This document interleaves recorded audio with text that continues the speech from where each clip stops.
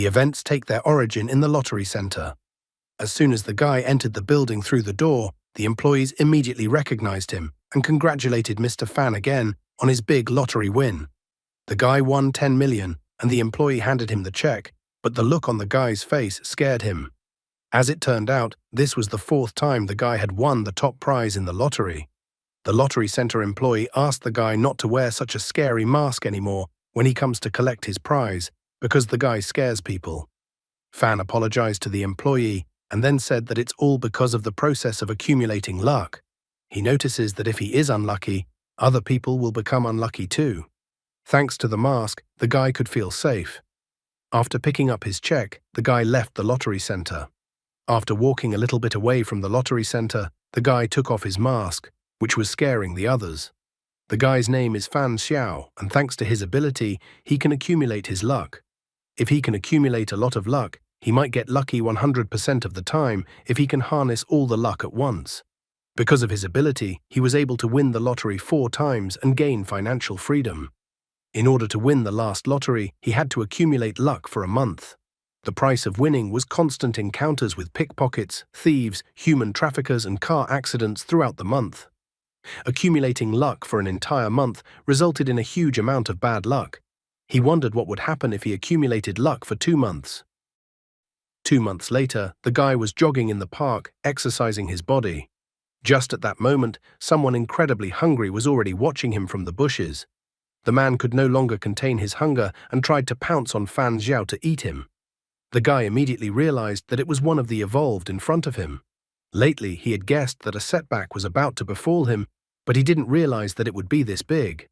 However, the guy was prepared for the failure to catch him off guard, so he pulled out a pepper spray and sprayed the attacking man in the face with it.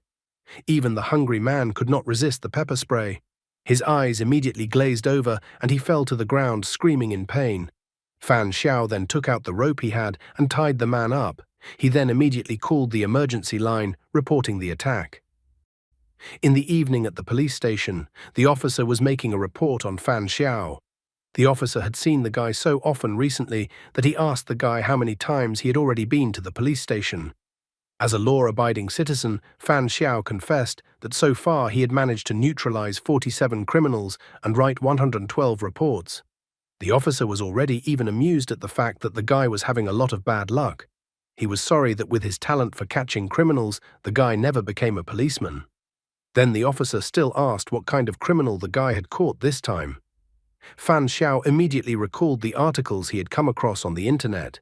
The articles talked about how a girl went crazy and attacked an 80-year-old man. There was also an article about mass attacks on people and other articles. Fan Xiao admitted to the officer that the man who attacked him was very similar to the evolved that were talked about on the internet.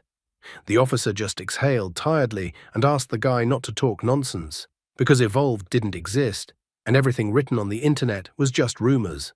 Fan Xiao decided not to continue the topic and agreed with the officer's opinion. However, in his mind, Fan Xiao understood the officer's opinion, and he wouldn't have believed in evolved either if he wasn't one of them. Returning home from the police station, the guy noticed that after accumulating luck for 2 months, he was attacked by evolved. If it wasn't for his vast experience, he could have easily gotten hit by a car. More than a month ago, several people had mutations in their bodies. Their food intake increased greatly, and their physical fitness increased dramatically. At the same time, they developed a strong desire to hunt all kinds of animals. People with such mutations became known as evolved. A husky dog happily ran up to the guy. However, in an instant, the dog was incredibly frightened by the guy's gaze. After all, at this moment, Fan Xiao felt that Uncle Li's husky dog was incredibly appetizing. He was incredibly hungry as he looked at the dog. However, he brushed aside the instinct that had arisen and tried his best to contain his hunger. Sitting at home on the couch behind his laptop, the guy recounted the problems of his current life. After becoming evolved, no matter how much regular food he ate, he could never completely get rid of the feeling of hunger that arose deep in his heart. He always felt like hunting living creatures. Opening his browser, he tried to search for information about evolved, but it turned out that all information related to evolved had been deleted. Kaneki Ken was well aware that perhaps indulging his appetite would soon lead to having to hunt humans. He didn't want to become a monster that would devour people. Holding the luck that he had managed to accumulate in 2 months, he was counting on that very luck to help him find a solution to the problem. As soon as he squeezed his luck in his hand in an attempt to use it, then suddenly all that luck formed an unfamiliar vortex to him. In the same instant, it was as if a system window appeared in front of him, on which he saw that the so-called system had detected evolved. The system congratulated the guy for being selected as a beta player for the game Evolution, which was developed by Ninth Dimension Corporation. The game was aimed at promoting the evolution of humanity, and the corporation was eager to see the guy's success on this path. The process of determining the path of evolution then began. The system picked the 3 most suitable playable classes for the guy, from which he had to choose only one. The 3 classes to choose from were Star of Bad Luck, Dark Knight, and Assassin. The system noted that the class determines the development of a guy's talent, so the game class had to be chosen wisely. Luck favored the guy and the decision found itself. The Star of Bad Luck class didn't appeal to him as it led to failure. The Dark Knight class looked too ridiculous for him. Not finding any other options, the guy decided to choose the Assassin class. The system immediately congratulated the guy on getting the Assassin game class. As a beta player, the guy had a chance to develop his talent, so the system asked the guy if he wanted to do it now. The system noted that although the talent was an extension of the class, from the lowest E rank to the highest A rank, there were hundreds of amazing ones that couldn't be counted. The system asked the player not to worry about getting the same talent as another player. In addition, the system asked the player to remember that luck was also part of a guy's strength. Fan Xiao rejoiced that luck was also part of his strength because he had just been saving up his luck for 2 months. The guy folded his hands in prayer while waiting for the talent given to him, hoping that he would get the best talent. Finally, the system informed him that he had received an A-rank talent. Angel of Slaughter, incomplete. The system decided to tell Fan Xiao that humans had both 7 virtues and 7 deadly sins. Since spiritual life is born out of negative emotions, Angel of Slaughter uses the 7 original sins as weapons to bury his enemies in a vortex of destruction. Right now, the Angel of Slaughter had 3 original sins awakened: lust, pride, and sloth. Lust. Angel of Slaughter takes shape based on a guy's lust. Angel of Slaughter's resilience is tied to the mental power of the guy. Even if Angel of Slaughter is destroyed, it can be rebuilt with the help of the guy's mental energy. Pride. The arrogance of the guy will give Angel of Slaughter the ability to remain invisible and immune. Sloth. Angel of Slaughter is too sloth to walk, as he prefers to fly or teleport. Currently, Angel of Slaughter can only move a maximum of 10 meters away from a guy. The summoning time is 30 seconds and the cooldown is 24 hours. After reading the talent description, Fan Xiao decided that he should consider the talent he received as a summoning talent. With negative emotions, he could summon Angel of Slaughter, who possessed the 7 original sins. Unfortunately, only 3 original sins were available to him right now, so he could use Angel of Slaughter as an invisible bodyguard that could teleport. His eyes twinkled with the upcoming benefits. After all, he had been accumulating his luck for 2 months, which meant he should become quite powerful.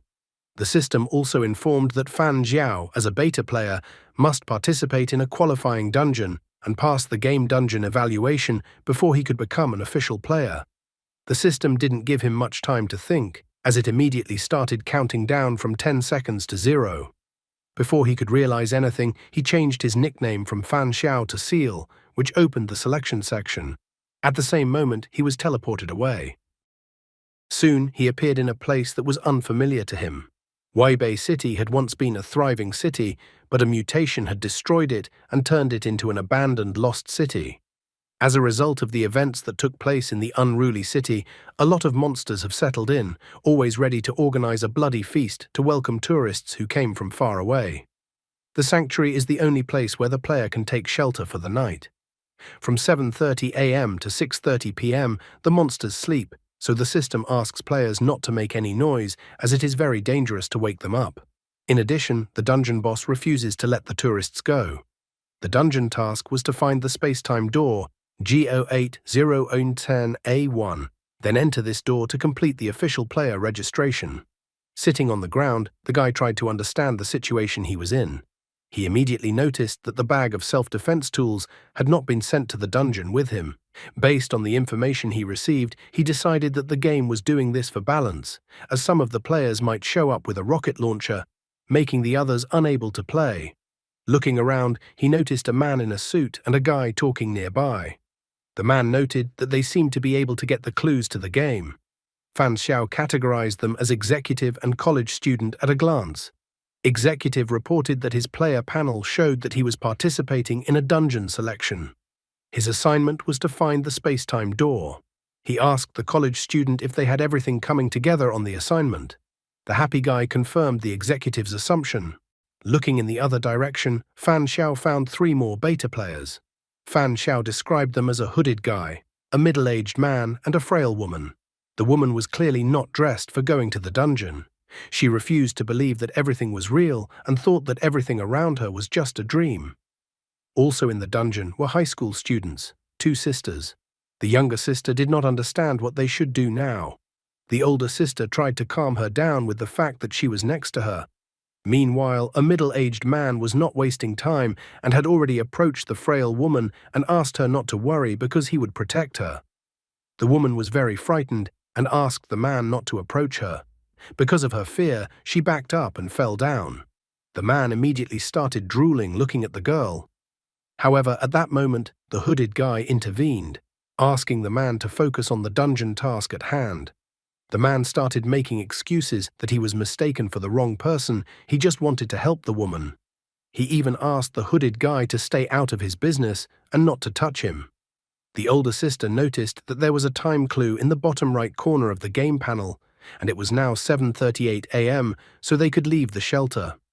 The hooded guy was wary, reminding the others that monsters didn't hibernate until 7 hours and 30 minutes in the morning, so he thought the best option would be to wait until 8 hours and only then go outside.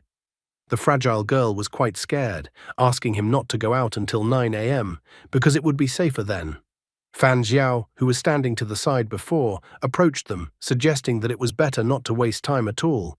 He pointed out that there was no time limit specified in the task, which meant that there was probably something behind it. He reminded the others that they were in an abandoned lost city, so the opportunities to get food were incredibly low. Without supplies, their energy would start to gradually decrease. In addition, finding the space-time door might require a large amount of work. Therefore, Fan Xiao felt that their time was limited. The frail woman noticed that the guy's words made sense. She now realized that the difficulty of the game had increased significantly. The executive quickly agreed with Fan Xiao's opinion. He too felt that he shouldn't ignore the problem of food shortage and rather hurry up and start acting. Looking at one of the sisters, Fan Xiao noticed that there must be something special about the doll in the girl's hands. Since the doll had also been transported to the dungeon, it was even possible that the doll was an object. Looking at the backs of the people who had gotten into the dungeon with him, he couldn't put aside the thought that there might be evolved eating people among the 7 people. The hooded guy and the executive, who hid their distinctive features, were the ones who aroused Fan Xiao's greatest suspicion. When they came out of the hideout, they discovered a giant city with high-rise buildings. There were skulls and bones lying on the pavement all over the city. The executive frustratedly remarked that the area of the city was not small. Even if they used a systematic search, it would take a huge amount of time to search. A college student pointed out that Weibei is similar in style to cities on Earth, so there must be a train station in the city, and perhaps the space-time door they need to find is there. So the college student suggested that they go to the train station first and try their luck there. The executive was surprised that the college student believed in his theory so strongly, even though they didn't even know where the train station was in this city. Only now did the college student realize that there were flaws in his plan. Executive immediately paid attention to Fan Xiao after he voiced his opinion in the shelter. He immediately noticed that Fan Xiao's thinking was advanced and that his opinion could not be ignored. He approached Fan Xiao and inquired about the guy's name. After learning that the guy's name was Fan Jiangqiang, he asked him where they should go next. Fan Xiao had already thought it over, deciding that they needed a map first. Maps were usually located in the subway. The map at the entrance of the subway often had a part of the neighborhood on it. The hooded guy noticed that the map of each subway entrance and exit covered a very small area, and it would be too difficult to map the entire city piece by piece. However, Fan Xiao had an answer to this complaint as well, because they don't necessarily need to map the city piece by piece, because they just need to know how to get to certain places. The executive agreed to this plan since they had no other options. The college student was enthusiastic and immediately decided to go there. A middle-aged man approached the high school girls and asked them to follow him as he would protect them, but the older sister had nothing but contempt for the man and told him to move away from them. Half an hour later, they managed to find the entrance to the subway. Looking inside without going down into the subway, they noticed that it was incredibly dark. Besides, they didn't encounter any monsters outside, so perhaps they were hiding downstairs. Fan Xiao took out matches and lit one. Executive didn't understand where the guy found everything he needed. Fan Xiao only noticed that he had picked up everything while they were walking. Suddenly, a torch appeared in the guy's hand, which he lit. However, in the same second, the executive told the guy not to go downstairs yet. The executive heard from the breath emitted from the subway that there were 4 monsters downstairs. The college student was all ablaze with enthusiasm, noting that executive must have the talent of sharp hearing. Executive didn't realize what talent the college student was telling him about. The college student was surprised that the executive didn't know about the talents because he thought that every beta player was given talents to develop. Executive was surprised that everyone else had talents. Fan Xiao, who wasn't paying attention to the talent talk, asked what kind of animals Executive was hunting. Executive didn't deny and admitted that, like everyone else knew, Evolved had a strong desire for hunting. He had put up with it for 2 weeks and was literally at his limit, so he bought a dog. Taking off his hat, the executive admitted that after the so-called hunt, he gained the hearing and sense of smell of a dog. He even grew dog ears on his head. The college student was thrilled to see Executive's dog ears. He was also happy that he was lucky because he couldn't tolerate more than 4 days, but on the 4th day he became a beta player and his hunger was greatly reduced. The college student was too positive. He even decided that the hunger problem would disappear as soon as he became a player. Fan Xiao approached the executive to inquire about what it was like for him to eat a dog. The executive couldn't understand why Fan Xiao was asking him that. Fan Xiao decided to press the man, walked closer to him, and asked him if he had accidentally tasted human meat while trying to satisfy his appetite.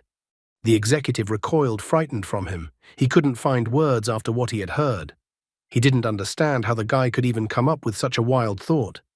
Fan Xiao decided that the man was not lying to him, unless he was a great actor who could easily mislead him. The guy decided to put it down to a joke, but he also pointed out that humans were also animals, so perhaps there were cannibals among the evolved. The college student admitted that the guy scared him, because he thought there was actually a cannibal among them.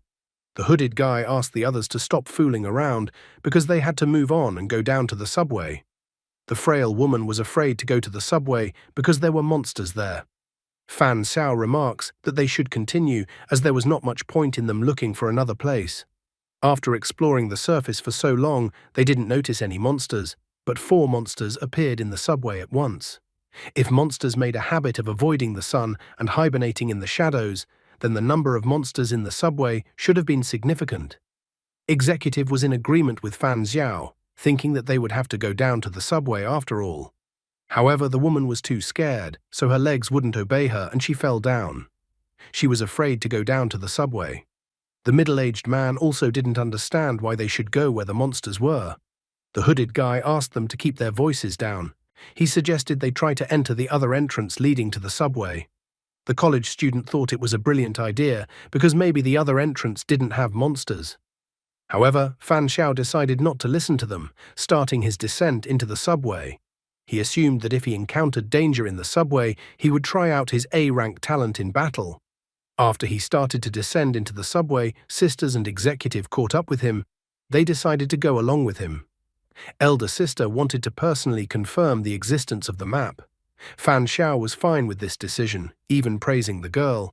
He informed the others that he had a good memory, so once they found the map, he would memorize the map and give it to them. The younger sister was startled when she saw the monster in front of them. Because of her screaming, the others also looked at the monster.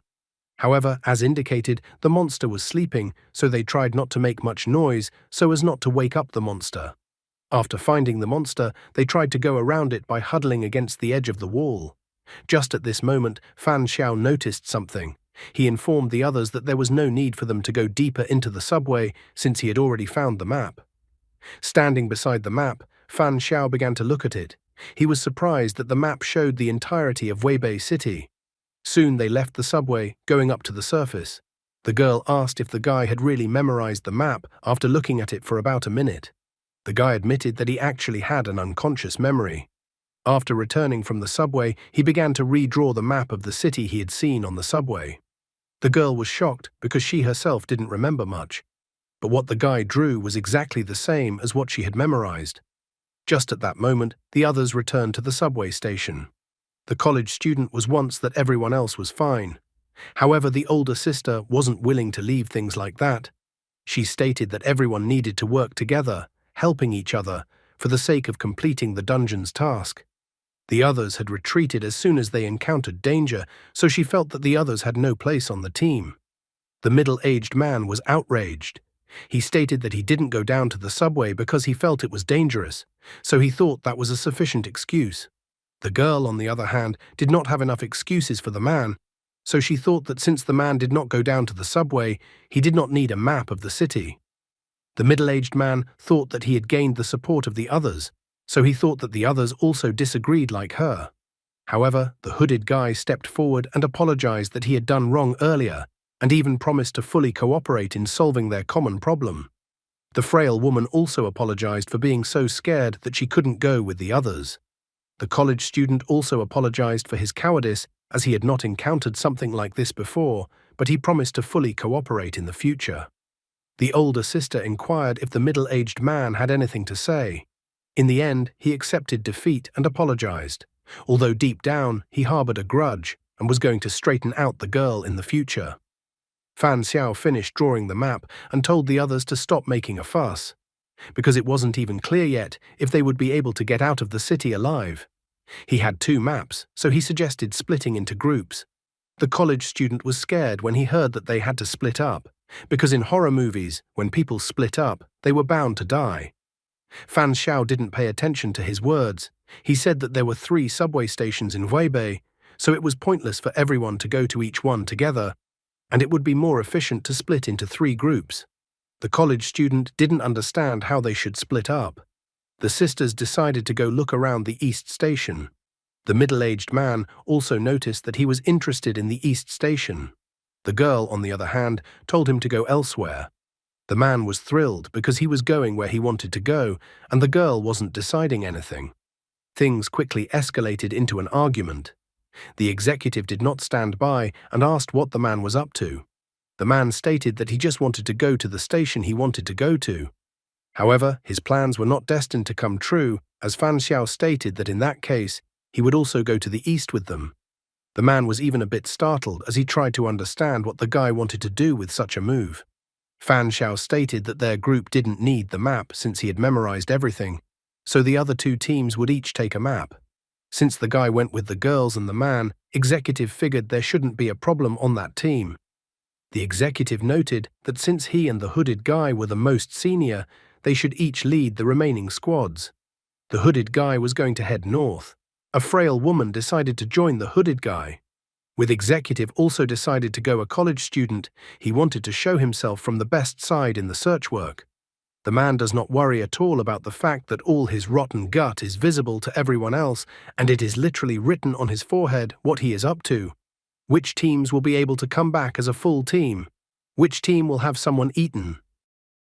The 2 sisters, Fan Xiao and the middle-aged man, headed out to inspect the eastern station. Looking at the girls' backs, the middle-aged man was extremely dissatisfied with the situation. He had even already started to imagine his perverted fantasies of the girls apologizing to him soon.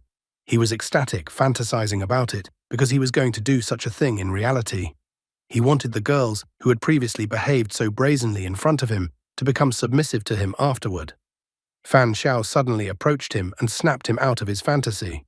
He put his hand on the man's shoulder and asked what the man was thinking about.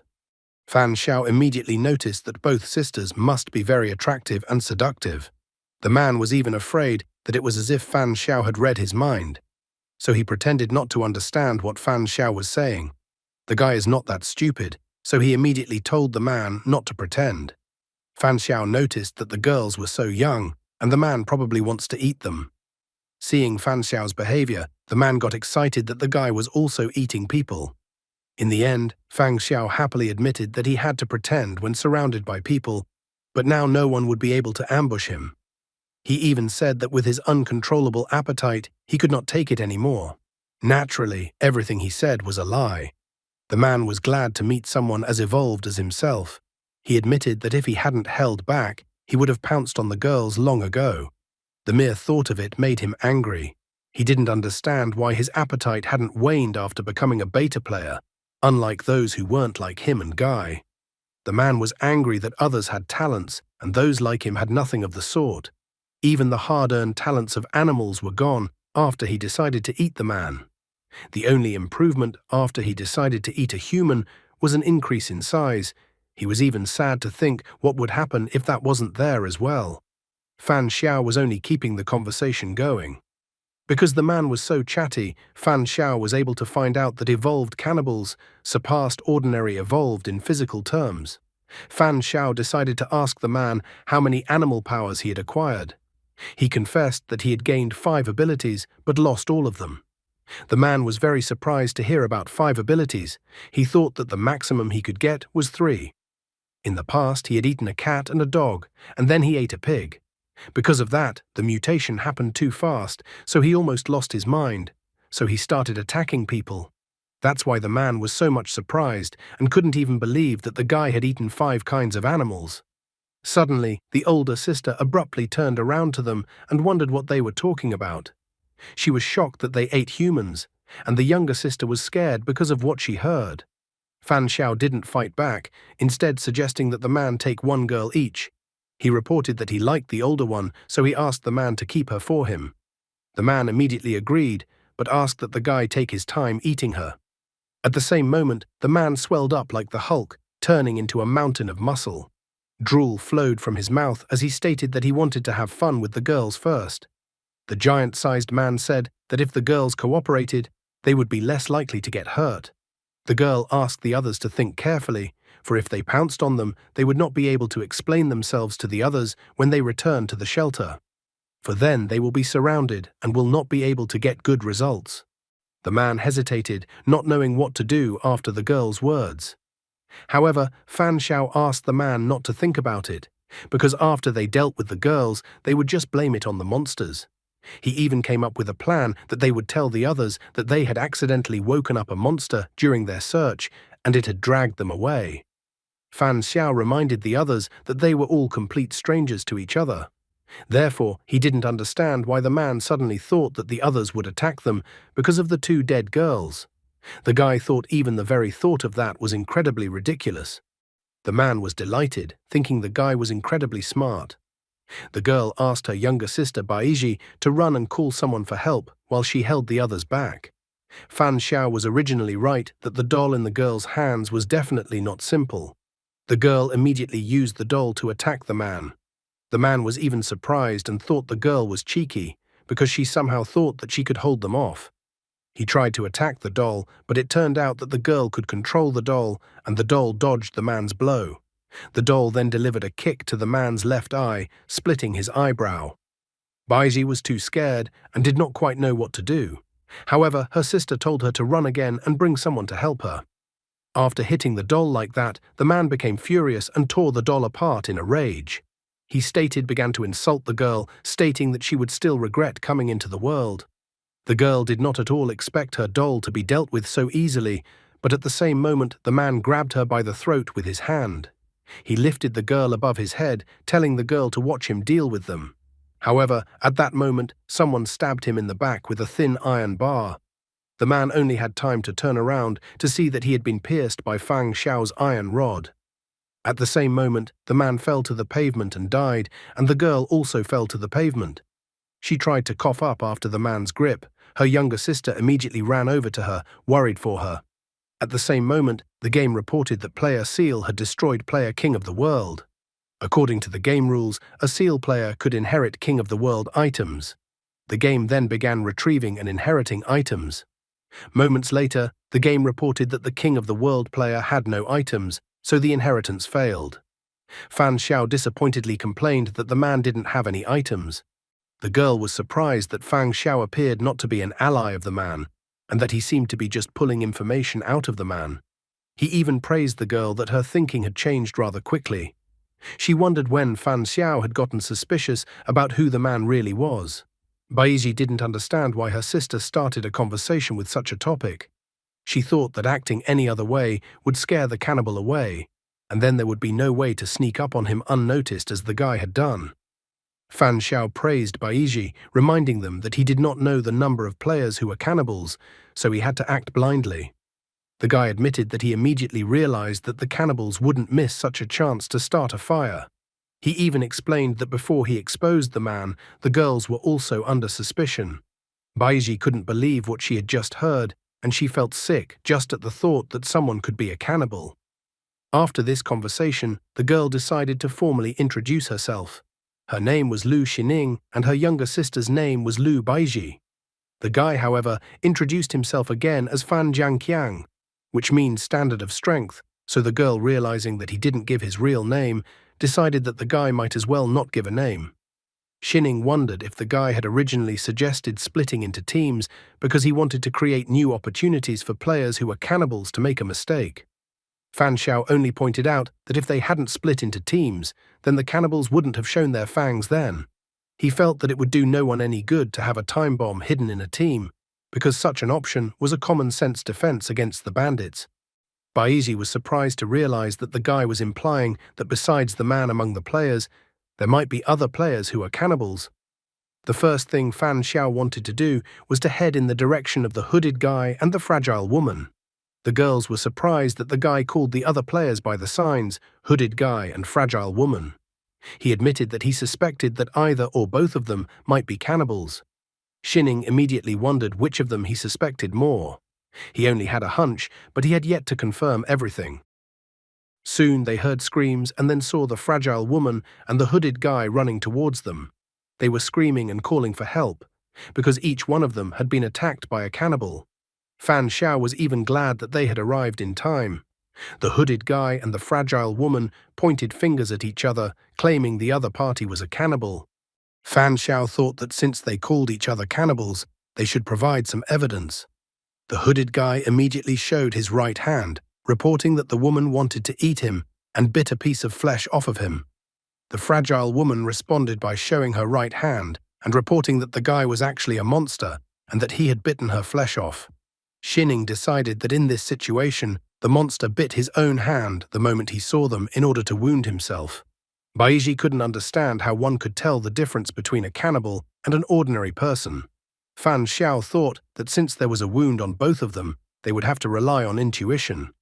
Xining agreed with him, wanting to listen to what the guy was saying. Baiji, on the other hand, felt that he and his sister were being too hasty in this choice. In the end, the guy decided to trust the fragile woman. The hooded guy asked him not to trust the woman because the woman is actually lying and is a monster. Fan Xiao asked the hooded guy to shut up because he can't tell the difference between which one is human. Therefore, he decided that the woman was incredibly beautiful, which meant the hooded guy was after her. The frail woman was happy that the guy believed her, and she even hugged him. Fan Xiao asked the fragile woman not to be afraid of anything because he was on her side. Her face even turned red, and she wanted to inform that she was not some kind of cannibal. However, she was not allowed to finish her words, as Xining pierced her from behind with an iron pipe, and Fan Xiao also pierced her left leg with an iron pipe. The fragile woman was furious that all this time the guy was playing with her. Lu Xining was even surprised that the guy trusted her so much, and after all, she might have just not understood his plan. However, Fan Xiao reminded her that they had already had the experience of fighting a man. So even if he didn't say anything, he was sure that the girl would understand the true purpose of his choice. Xining was tense as she realized that the guy in front of her was not only smart, but also incredibly brave. He didn't even give her any sign, as he believed that she would somehow understand his scheme and do as he wanted. After they had talked enough, Fan Xiao asked the monster to reveal its true form. The fragile woman was not fragile at all now. She had grown to an incredible size, and her entire body was made up of muscles. She threatened to torture everyone to death and then eat them. Fan Xiao immediately noticed that the woman looked much stronger than the man, so he assumed that the woman had eaten another evolved. So he almost instantly told the others to run away in the direction pointed. The woman wasn't about to let go so easily, attacking with her powerful body and trying to lift the asphalt the others were running on. Her efforts caused untold destruction in the city. Xining wondered to Fan Xiao if he had any plan or if they would have to hide somewhere. However, the guy told her not to worry because reinforcements would be arriving soon. Suddenly, Fan Xiao abruptly slowed down and stopped, smiling, for they had all come running to the right place. He stated that the woman had screamed so loudly over and over again that she had completely forgotten to muffle her voice. He even admired the woman's courage. The guy immediately asked the woman if this place looked familiar to her. She only yelled when she realized where she was going, but immediately the guy put his index finger to his mouth, indicating that she should be quieter. Her roar caused monsters to leap out of the subway station, pouncing on the woman and starting to bite her. The woman didn't stop and continued screaming. Now Xining understood why the guy had attacked the woman's leg. She realized that the guy wanted to deprive the woman of her mobility and that the monsters were part of his plan. Fan Xiao admitted that since they had started the battle, such a noise could easily disturb the monsters. And since the monsters were attacking everyone, from this information, the guy realized that the monsters would first attack those who were running slowly. Now all he had to do was wait, watching the fight to reveal the winner between the monsters and the woman. Eventually, he grew tired of waiting, deciding it was time to call it a day. He used his Angel of Slaughter talent. At the same moment, an angel that looked more like a demon appeared in front of him. She was happy that she had been summoned, immediately inquiring about what she had to do. There was no limit to her happiness when she saw the monsters and the monstrified woman. Fan Xiao was also happy to finally put his talent to the test. He ordered Angel of Slaughter to attack the woman. After receiving the order, Angel rushed out with a murderous aura towards the monstrified woman. With just a few swings, Angel instantly destroyed all the monsters that were attacking the woman. Before the monstrified woman could even realize anything, her body had already fallen apart. Xining, Baiji, and the hooded guy were incredibly dumbfounded, not fully understanding what had just happened. The two monsters managed to rush past Angel, and they tried to immediately pounce on the guy.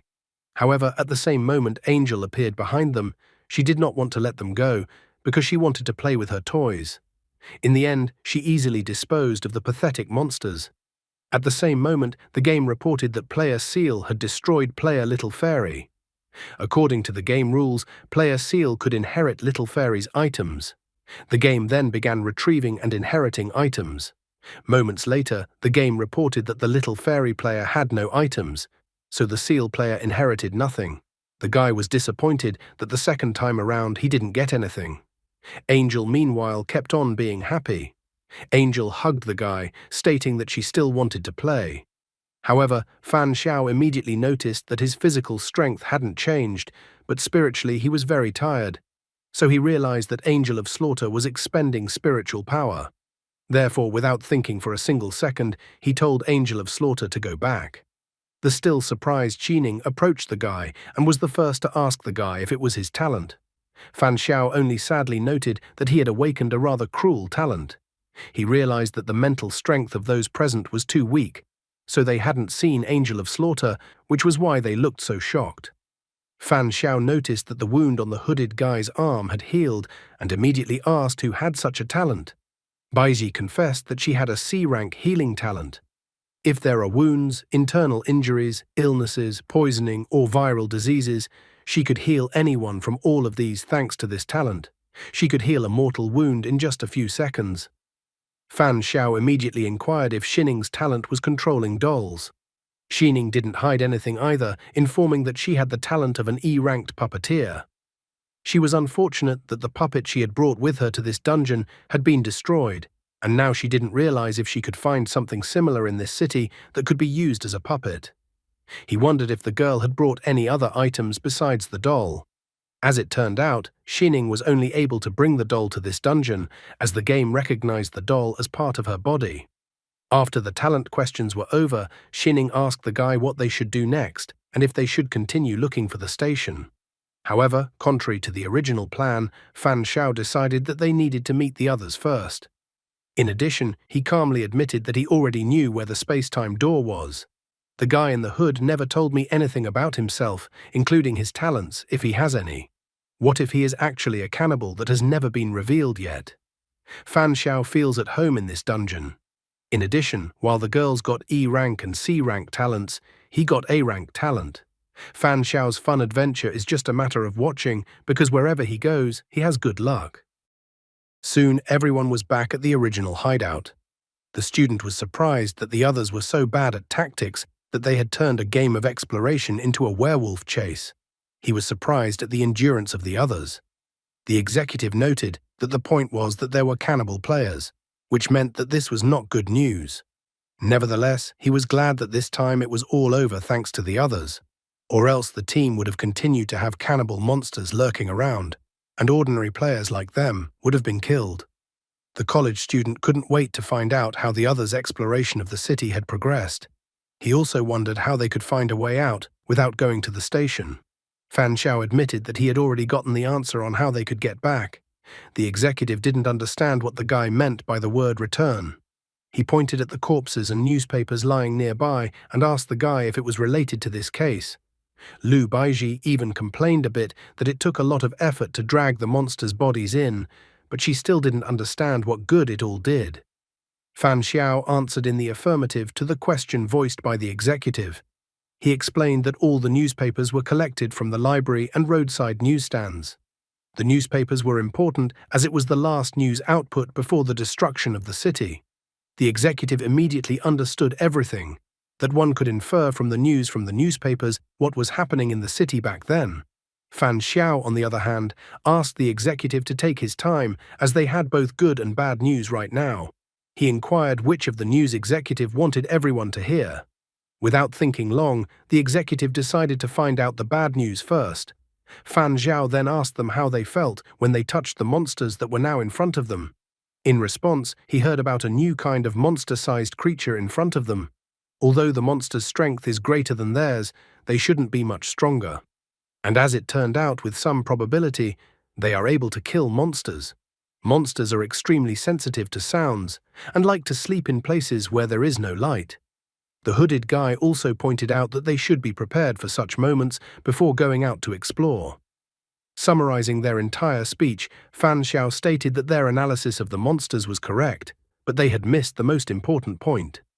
Xining joined the conversation, thinking that the monster's physique was similar to a human's. Fan Xiu was slightly surprised that the girl instantly understood what he was getting at.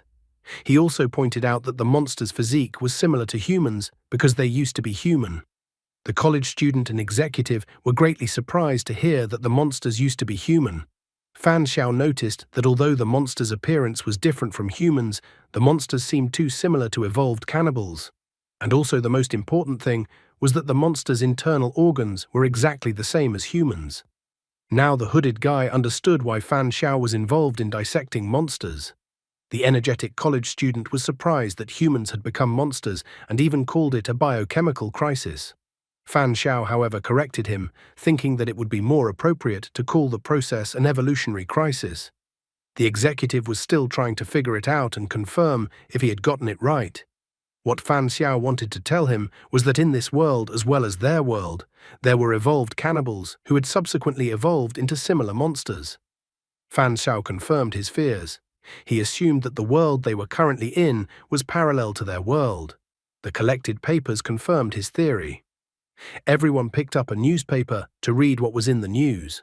One article said that in the face of the increasingly serious phenomenon of illegal hunting of stray cats and dogs, the Animal Protection Association had issued a statement of strong condemnation. The reporter did not know whether this was a distortion of human nature or a fall of morality. Another article reported that the mukbang industry had recently discovered a new round of insane internal growth with the appearance of ultra-gluttony stream. The third sensational article reported that a guy was able to lift a car with one hand. All the passers-by were shocked at what they saw. The reporter wondered if humans had already stepped into a new round of evolution. Even a college student reading the newspaper instantly realized that in the future, their world would also be because of cannibalistic evolutionists like the one they were in now. He was so stunned that he refused to believe it. Executive was shocked when he read the articles in the newspaper, realizing what a horrible future awaited their world. Baiji started crying, complaining that she hadn't even managed to find a handsome boyfriend yet. Fan Xiao saw everyone's downcast mood and asked them not to be so pessimistic.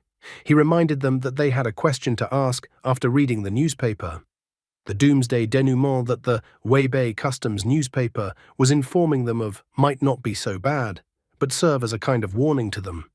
Xining slightly misunderstood the guy's words of warning, but he calmly smiled back at her. Fan Xiao tried to remind and explain to everyone present that the dungeon was being used as a selection dungeon to tell each player about the future of Evolved. The players selected through the selection process, that is them, could be the key to changing such a sad future. The general mood changed to an upbeat one in an instant. The executive realized what the guy was implying, that they would be the saviors of the future in their world. The college student cheerfully noted that Evolved was moving in the right direction. Xining couldn't hide her smile after noticing that Fan Xiao, with just a few words, was able to revive the fighting spirit in the others. She found him smug, but also quite attractive. Executive decided to inquire about the good news then. According to Fan Xiao, the good news was that he had already found, or rather located, the location of the space-time door. The executive and college student couldn't hide their surprise that Fan Xiao even knew the location of the door. Fan Xiao decided to play a game with them, asking them to try and guess where the door was on their own, given that he had provided them with all the information they needed. The college student admitted, after thinking for a bit, that he wasn't good at solving riddles. The executive noticed that clues for clearing the dungeon were usually hidden in the most dangerous places. And since the monsters were originally human, the most dangerous place should be the place with the most people in Weibei. He thought it could be a school, a large shopping mall, a landmark, a heavily populated area, and so on. The hooded guy added that monsters like to hide in dark places, so maybe the door is in a large underground parking lot of a shopping mall. He also didn't rule out that maybe the place they need is in the sewers. Baiji suggested that the door was in the zoo. Pointing a finger in the girl's direction, Fan Xiao reported that the girl's answer was the closest to the truth. The girl even blushed and hid behind her sister's back. Xining thought that there were only two places, and since it wasn't a zoo, then the place they needed was the oceanarium. After all, the most dangerous place is not where the most monsters are, but where the dungeon boss is. Plus, she reminded them that the game had given them a clue that the dungeon boss refused to let tourists go. Based on the game's clue, it could be understood that the boss would most likely block their exit so they couldn't leave. Therefore, she believed that if there was a place where the door was, it should be there. The college student still didn't understand why a zoo or oceanarium was assumed. The executive at this point seems to have figured it out. He noted that the answer to the college student's question was very simple. They were wrong in their assumptions. In fact, they should not have worried about where the most monsters were located, but should have thought about how humans became monsters. Monsters may have been evolved because they ate too many animals and over-mutated into the animal side, and when there was nothing left to eat, they started going crazy and became what they are now. Xining complimented the men's musings by saying that the most animals in the city are in a zoo or oceanarium. Therefore, based on such a logic chain, an extremely strong dungeon boss should have originated in the zoo or oceanarium. A joyful Fan Xiao agreed with their assumptions, believing that the right place for them was the oceanarium. He then took out a newspaper with an article in it, announcing that a large cannibal monster had been discovered in the city's oceanarium and that the area would be sealed off from now on. Residents of the city were asked to be vigilant. Fan Xiao pointed out that he was holding the latest Weibei city newspaper, which clearly stated that a large-scale evolutionary disaster had occurred in the city's oceanarium, which meant that the boss must have been born at that time. The college student was slightly puzzled that Fan Xiao had already found the right answer a long time ago and had just kept everyone in suspense the whole time. Fan Xiao, on the other hand, reminded the college student that their entire theory was only based on assumptions about the current clues, so they had to go to the oceanarium first to see if the boss was there. And if they couldn't find a door at the oceanarium, they would have to go to the zoo. Executive was already starting to mentally prepare himself, realizing that they were in for a tough battle with the dungeon boss. He only hoped that the dungeon boss wouldn't be too strong. Looking at Fan Xiao, the hooded guy was well aware that the boss would be abnormally strong, but it was unlikely to be stronger than the guy who was standing next to him. Fan Xiao immediately noticed the change in the hooded guy. He immediately noted that the hooded guy was somehow tense and was probably worried about the upcoming battle with the boss. The hooded guy admitted that this was the case, although the hooded guy was actually more worried that Fan Xiao would just start killing people like that.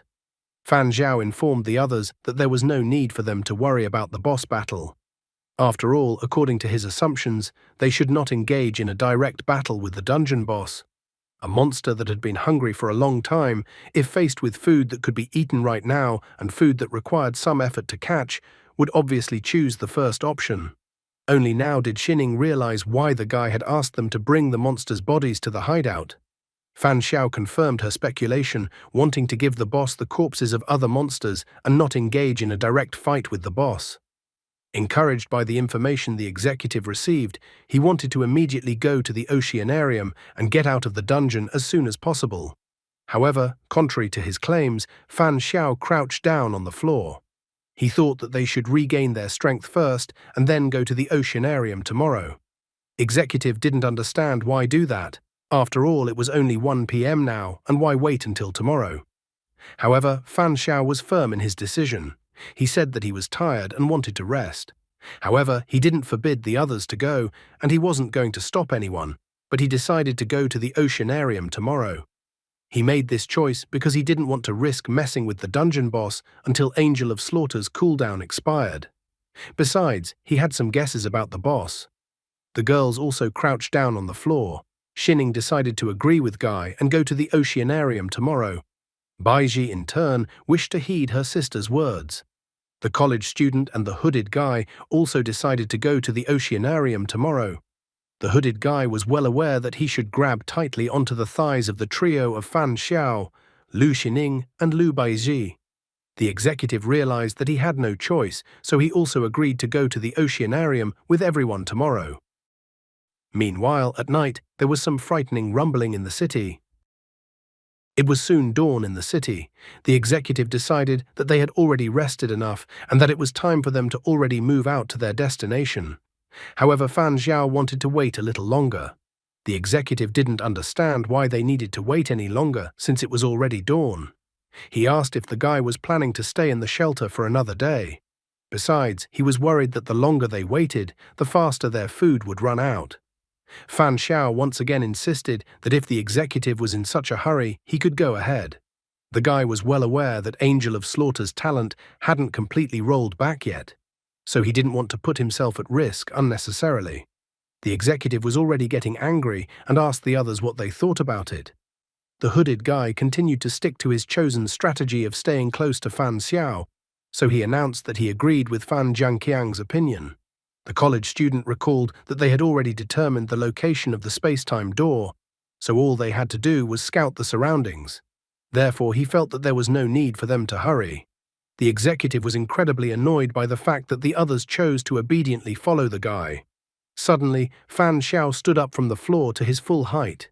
Xining instantly noticed this change and assumed that the guy's incredible talent had a full day's cooldown. Though a doubt crept into her head that the guy thought that there might be more cannibals among them. She couldn't understand the guy's exact intentions, so she thought he was devious.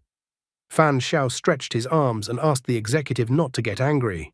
He explained that he wasn't stalling on purpose. First, they needed to collect the corpses of the monsters and then move out to scout the area. After a while, the entire evolved group arrived at the oceanarium building, which looked like it was about to be demolished. Baiji couldn't understand what had happened to the local oceanarium since it was in such a state. A plush toy bear was carrying monsters at this time. Xining noted that she was lucky to find another doll, otherwise carrying monster corpses would have taken up a lot of time. However, Executive was still dissatisfied with the guy's mourning behavior. It seemed to him that things would have been a lot easier if someone hadn't insisted on rescheduling and they hadn't gotten off at 3 p.m. Besides, if they didn't make it to dark, they were done for. The college student noticed that there were a lot of dark areas inside the oceanarium building, and they still didn't know if the space-time door was actually there and how dangerous the oceanarium was. Evolved reminded the guy that there was clearly danger because there must be a dungeon boss in the oceanarium. Fan Xiao didn't want to stall any longer and said that they needed to do some reconnaissance first. Once inside the building and started walking down the dark corridor, they quickly noticed that the oceanarium was, and inside, in a terrible condition, which means it had been abandoned for a long time. The college student turned his attention to the walls of the building, finding various photos there. Shining thought that since it was an exhibition center, it meant that all the photos on the walls were of tourists and employees. The girl noticed the guy's attention fixated on one of the photos. She asked him what he was looking at and if he had found any clue. Fan Xiao admitted that the photo looked familiar. In the photo, there was a giant octopus behind the girls. Baiji sadly remarked that before the destruction, the oceanarium was very beautiful. A college student called everyone to come over to him, as he had found a map of the oceanarium. After looking at the map of the oceanarium, they thought they realized where the space-time door was. The college student and the executive decided to run to the location as they needed to arrive at the intended location as soon as possible. Soon they arrived at a huge tank of water with plenty of seats for spectators. A college student shouted loudly and pointed to the door, for they had finally managed to find the door and their guess was correct. Fan Xiao also spotted the door but reminded the others not to rejoice ahead of time. In the same instant, the executive's face was covered in cold sweat. He was frightened as he could hear that there was something very large under the water and that it was most likely the dungeon boss. He explained that he visually looked around and that from the edge of the auditorium to the metal platform on which the door was located, the distance was about 20 meters. They would not be able to jump the 20-meter distance no matter how hard they tried, which meant they only had the option of swimming the distance. The man realized they had a chance, if only the boss would take the bait, and they would swim as hard as they could in the meantime. However, the plan instantly failed, as Baiji could not swim. Executive was shocked that the girl couldn't swim. Shining declared that she would swim together with her sister. Hearing this, Fan Xiao wondered if the girl would be able to control the doll while floating so that the doll would carry her sister through the air. Thinking over the guy's proposal, the girl thought that theoretically she could do it. But there is a nuance, because the puppeteer is guided by the rules of physics. To lift a person into the air, she will have to withstand the weight of 2 people. So the effect of simply transporting the girl through the air would not be as practical as if she simply floated along with her sister. The water provided some buoyancy and mental control of the doll while having to move herself at the same time, so the girl felt that the option suggested by the guy would be too slow. The executive was getting more and more angry. He thought that they had already dealt with the monsters and the girl would only slow them down, so he thought that the girl should deal with her own problem. Shining was adamantly against his decision. She was unwilling to leave her sister behind. Executive became even more angry. He pointed out that the girl was smart and should realize that it was dangerous to take someone who couldn't swim into the water with her. Besides, the man insisted that they had come to a consensus that once they used the monsters' corpses as bait, they would be able to get to the exit of the dungeon. However, at that moment, Fan Xiao came up to him and put his hand on his shoulder, saying that they should take the girls with them. Fan Xiao explained that he wasn't going to be a saint, but if they didn't take the girls with them, then given Shining's explosive nature, Executive would have to make sure that he could sneak in quietly and not disturb the monster while the girl was trying to kill him. Executive was becoming more and more aggressive and less able to contain his fear and the rest of his emotions. Already even Baiji was asking her sister to go ahead while she figured out how to find a way out of her predicament. Shining was unwilling to relent, stating that the guy was right and that no one would leave this place unless they took her little sister with them. A college student tried to intervene, trying to calm the others down. Shining looked sharply at Fan Xiao, wondering what he was up to. The guy walked over to Baiji and took her in his arms, causing Baiji's face to turn completely red. Fan Xiao stated pathosely that abandoning the weak was not always the best option. He was good at swimming, so he could take the girl with him, and Shining would push them with the doll so they could get past the boss. After that, the guy commanded everyone to get ready to jump into the water. Baiji, in her thoughts and with tears in her eyes, thanked the guy. After that, they pushed the monster corpses into the water and waited for the right moment. Almost immediately, giant tentacles emerged from the water and wrapped around the corpses of the monsters. The people were startled when the main boss of the dungeon appeared. Fan Xiao ordered the others to jump into the water now and was the first one to jump into the water with Baiji in his arms. The others heard the guy's order and jumped into the water as well. In the water, the guy ordered the girl to hold her breath with a look, so the girl covered her mouth with both hands. While in the water, Fan Xiao quickly counted everyone and noticed that one person was missing. The executive didn't jump into the water, but rather bided his time. He vilely noted that the guy was right and he understood the guy's choice. However, he was no exception and threw a huge rock into the water. In the same instant, the boss, disturbed by the dropping of the giant rock, swam to the surface. Continuing to hold his breath underwater, Baiji still couldn't understand what had happened. Executive asked him not to blame him for anything. After all, the guy himself had given him inspiration when he stated that as long as someone wanted to cause trouble, everyone wouldn't be able to leave. The hooded guy immediately realized everything, that the executive had decided to sacrifice them all in exchange for his salvation. The college student was shocked that the executive decided to do such a thing. The frightened Baiji didn't know what they should do next. However, they didn't have time to be angry with the executive for long, as giant tentacles reached out of the water and started grabbing them one by one. When one of the tentacles rushed towards Fan Xiao, the guy suddenly drew his sword and chopped off the tentacle. He realized that since they couldn't escape, they would have to finish off the boss. After the guy cut off one tentacle, the monster wailed in pain. Executive realized that now was the best moment to break through in one breath and dived into the water. Noticing that the executive had jumped into the water, the girl wasn't going to let him go so easily after trapping them, so she ordered the bear to attack the man. However, Fan Xiao told her not to be distracted by the executive, but rather to strip the monster of its eye and be quick about it. Shining rushed curses towards the executive as she was unwilling to let him go after such a betrayal. Nevertheless, Shining decided to do the guy's bidding and point the doll towards the boss. The hooded guy also noticed that the college student seemed to have already fainted. Fan Xiao asked the others to give him 1 minute. Baiji once again started complaining that she was useless and that it was all because of her. Complete chaos had begun. The monster was increasingly entangling the girl with its tentacles. She managed to capture the monster's attention, but the guy somehow never did anything about it. Shining realized that with the guy's talent, he should be able to deal with the monster, but the guy seemed to be waiting for something. The executive, meanwhile, sailed confidently toward the door. He was glad his decision was the right one. He realized that the way to get through the dungeon was to sacrifice the others. Suddenly, a melody reached his ears, and then the man found that he could not move. He noticed that his arms and legs no longer obeyed him. He tried to figure out who was singing the song. At the last moment, it came to him that he was facing the true boss of the dungeon. Executive looked at the beautiful girl in front of him, even blushed. However, in the next moment, the girl opened her giant maw and bit the man's head off. At the same time, another monster tore the girl's doll apart. Shining was already angry because the guy didn't do anything about it. She had already openly asked him that if the guy's talent still hadn't run out of cooldown.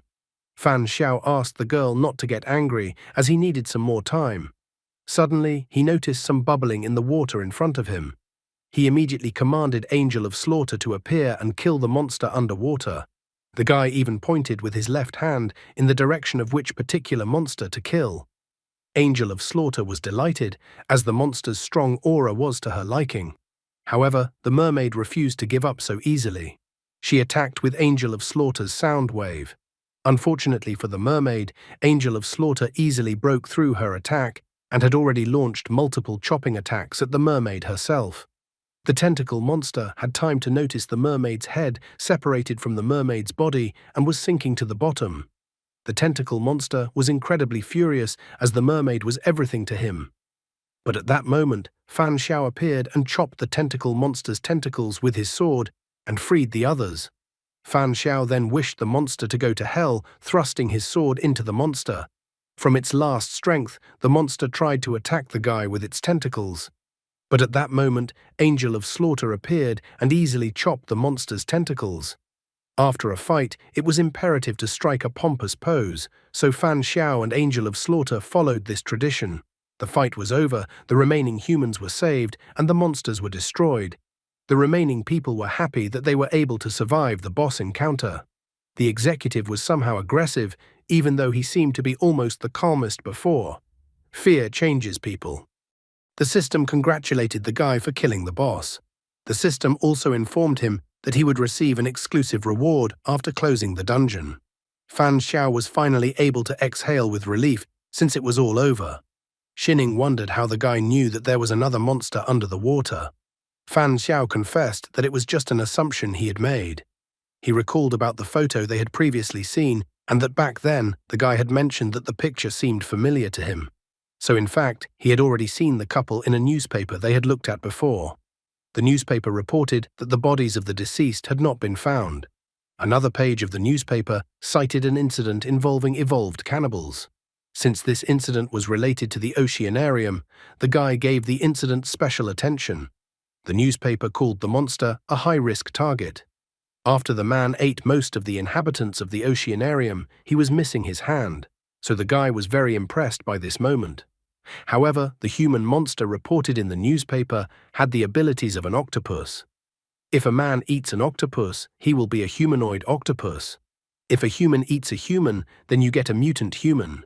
So the guy assumed that the person who ate the humans was not the octopus monster, but was another cannibal monster. In fact, that was just his assumptions. But when he saw the picture of the couple in the oceanarium, he realized that his conclusion could most likely be correct. After the guy's words, Shining was extremely displeased. It turns out that the guy had known for a long time that there were actually two monsters and had even deliberately hinted for the traitor to stab them in the back, forcing the traitor to take the initiative. Fan Xiao corrected her words, noting that he had never said such a thing. He didn't force the executive to choose to become a traitor or not. It would certainly be better for him to work together, but executive preferred to choose betrayal. So the guy asked that the blame for the executive's betrayal not be blamed on him. He explained that in such places people reveal their darkest intentions. However, even though he may not call himself fair, he did not want to be seen as selfish. Plus, like he said earlier, if they didn't bring Baiji with them, Shining wouldn't be able to live with the decision. Shining agreed with him that if someone decided to abandon her sister, she would do the same thing. However, Shining believed that despite the other options, she would have known that her sister would have been fine. Fan Xiao did not show the same confidence that Baiji would still be fine in a different outcome. The girl attributed this decision to the fact that her sister had always had good luck. She admitted that this is not the first time her sister has found herself in a desperate situation like the one that happened today. However, Fan Xiao still thought the girl's idea of luck was somewhat ridiculous. He informed her that he had a completely unique idea of luck. The girl decided not to pursue the topic further, wanting to talk about it with the guy later in private. The guy agreed to her suggestion. Now the thoughts crept into his head that his luck was not so remarkable and there were others like him. He should have cleared up the matter as soon as possible. Ever since he had been in this dungeon, he had noticed that his luck was accumulating 10 times faster in the shelter than before. After thinking hard, he came to the conclusion that even if nothing was happening, just staying in this place was already bearing great fruit for his luck. Staying in this place for 2 days, he could accumulate luck in 20 days in the normal world. He wondered if his life was in danger. Would he be able to spend the accumulated luck to pass the dungeon alive? Being in a dungeon was not necessarily a bad experience for him. Nevertheless, he decided that it was time for them to leave this unlucky place already. However, at that moment, he was stopped by Shining, asking him to wait for a while. The guy was at a loss as to what was even going on and why she had called him.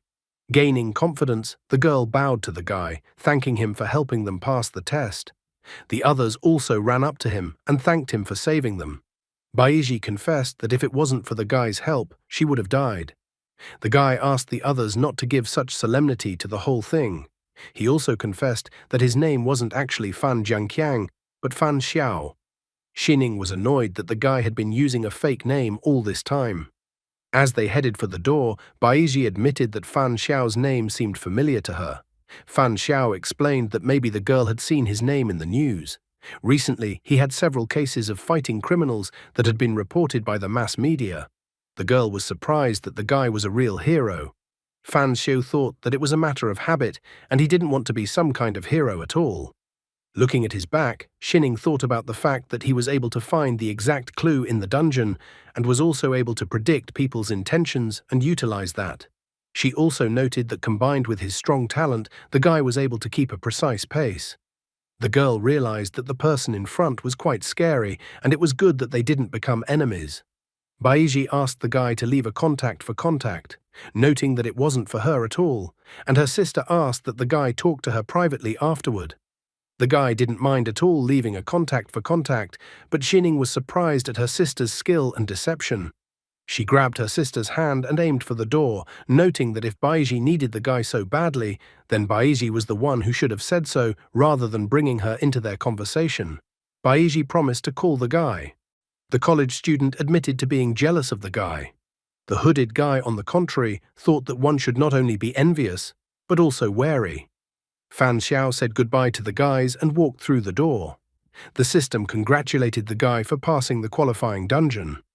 Thanks to his passage, the guy was successfully registered as a player as soon as he passed through the space-time door. Next, the system told the guy a bit about the players. Official players were divided into 3 types: white player, human player, grey player, half-human players, black player, cannibal player. Each type of player is distinguished by the color of the number on their right hand. At the player's option, the number on the hand may be visible to all or hidden. Since the guy has no record of assimilating foreign genes, the system awarded him white player status. After a moment, the guy moved back to his couch. Thanks to this, he realized that there was an automatic return once the task was completed. In addition, he wondered if all the missing items had returned. Furthermore, he noticed that it had only been 4 hours, even though they had been there for several days, which meant that the time in the dungeon was very different from the current time. He was happy to find that the feeling of hunger had finally disappeared. He was so happy that he had finally gotten rid of the bad habit of eating animals. At this moment, a system notification appeared in front of him. The system reported that during the first dungeon, the guy had eliminated 2 black players and 1 grey player, as well as using deduction to use the clues of the space-time door, and even killed the final boss, Singing Mermaid. The dungeon was successfully cleared. Dungeon grade, S. Dungeon reward, 3 space-time tickets, 3 E-rank evolution potions, 3 bottles of E-rank antidote, 3 bottles of E-rank cure potion, 5,000 in-game coins. In addition, he received a reward for killing the final boss. Anemia earring, D-rank item. Fan Xiao first decided to take a look at the reward for killing the boss. He wondered what effect the anemia earring had. As soon as he activated the anemia earring, it immediately appeared on his ear. The system continued its explanations regarding the anemia earring. In that historical period that can no longer be researched, there were rumors that a vampire was madly obsessed with a human girl and gave her one of his earrings. After the girl wore the earring, she discovered that the earring had incredible power. According to the item's description, the wearer of the earring can control their own blood and turn it into a cold weapon for battle. The weapon's power is determined by the amount of blood expended. When the blood weapon pierces a creature's blood vessels, it will fuse with them. At this time, the earring will establish contact with the creature's blood for up to 1 hour, during which time the creature's blood can be freely manipulated. At this moment, Fan Xiao felt the blood in his body boiling, as if the blood could answer his call and could coagulate into a weapon, equivalent to another ability. He felt that this reward was truly good. Also, according to the item explanation, the maximum distance for controlling blood through the air is 50 meters. After that, he decided to look at the evolution potion, so he immediately drank it in a volley. It was just a disposable consumable item. With his current physique, he could already face the cannibal monsters without any problems. The guy then decided to take a look at his player panel. His evolution percentage was 20%.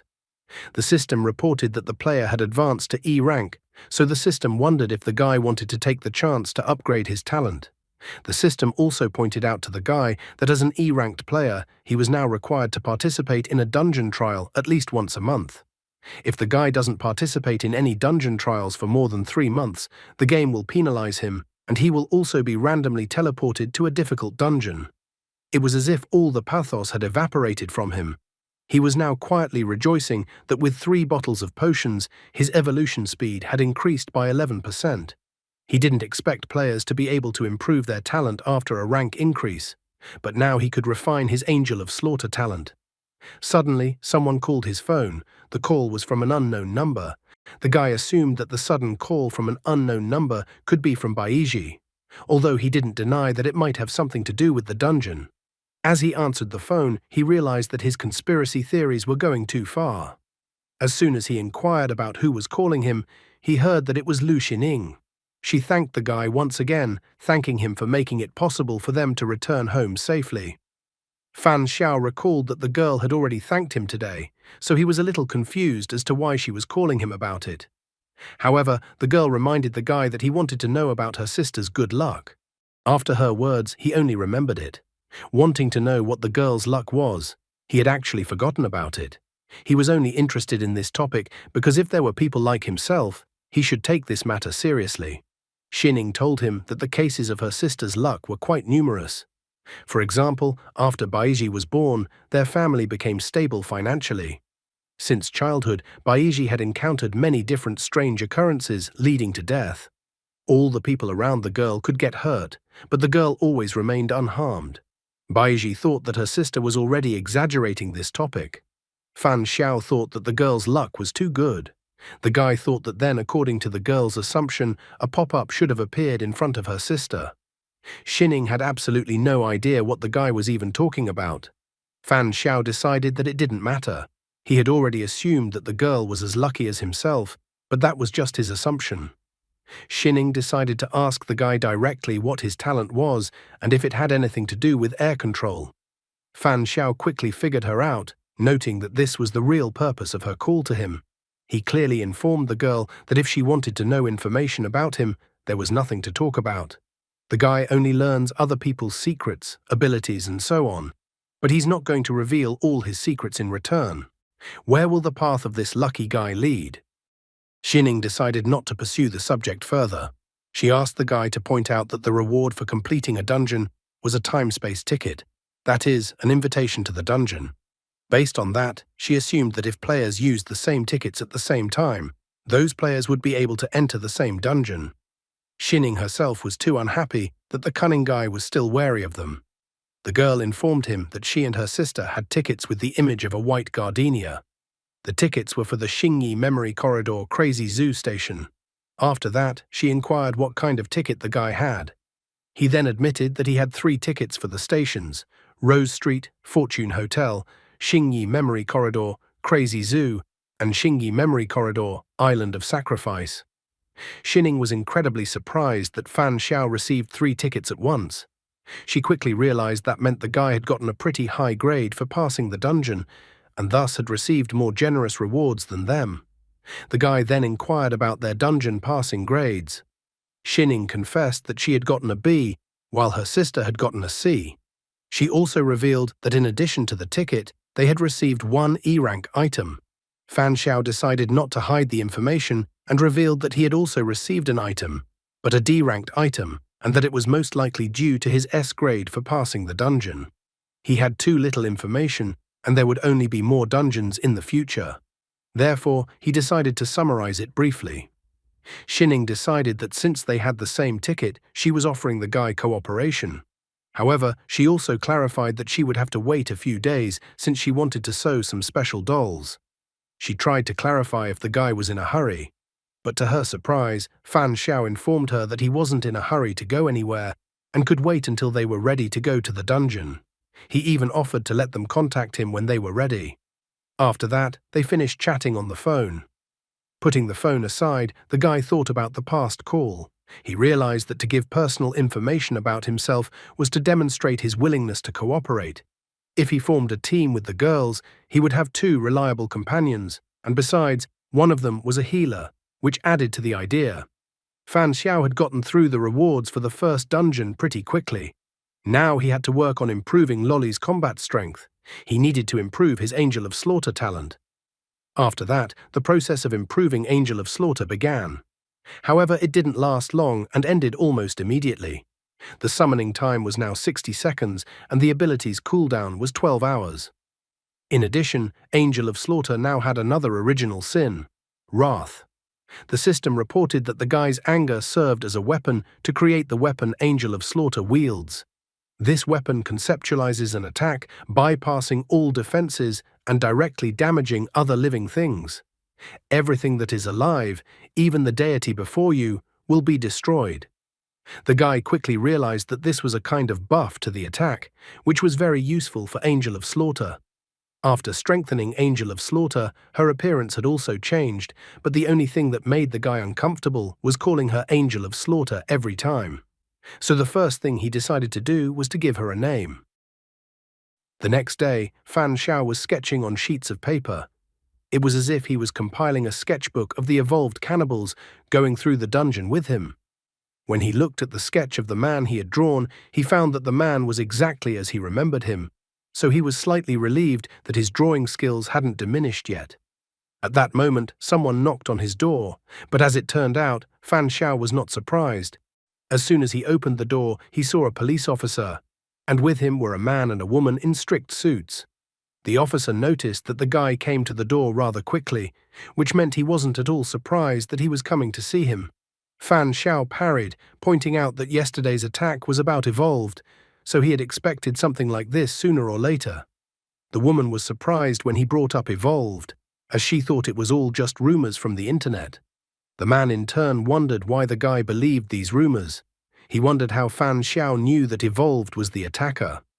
Fan Xiao didn't make up anything to justify himself. He directly informed his guests that he himself was evolved. The officer was shocked because he didn't expect to hear something like that from Fan Xiao. Fan Xiao was the first to speak again. He told them that he didn't want to go through all the procedures and wanted to get straight to the point. The guy admitted that he had participated in the qualifying dungeon yesterday and had become an official player. He then revealed that he had met 2 cannibal players in the dungeon.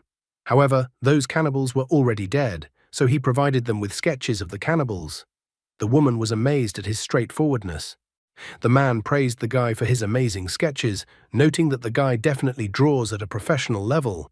He figured that if Fan Xiao had gotten to know the personalities and interpersonal relationships of the cannibals well during his time in the dungeon, then now they would finally be able to close some murder-related cases. Fan Xiao calmly admitted that he used to do graphic design and was an art student, so his drawing skills hadn't diminished yet. After that, the man finally decided to move on to introductions. He revealed that his name was Du Ruo, and the woman next to him was Wu Yanqing. He also asked the guy to think of the woman as his assistant. According to their documents, they were both from the Special Affairs Agency. In his thoughts, Du Ruo noted that it was quite difficult to pick on the guy in any aspect. Fan Xiao decided to ask them if they were representatives of the relevant agencies. Du Ruo decided to correct him by pointing out that the Special Affairs Agency is a department created by the government just a month ago. The Special Affairs Agency is responsible for matters related to evolved, players, and the evolution game. The first thing the guy asked was whether Officer Wang was aware of the circumstances. Du Ruo decided to clarify that Officer Wang had only recently found out about everything. The officer looked at the guy with some annoyance and sadness, noting that the guy was always getting into weird incidents. Du Ruo shared with the guy that they had already arrested the evolved cannibal who had attacked the guy. He also wondered if the guy could show his type of player.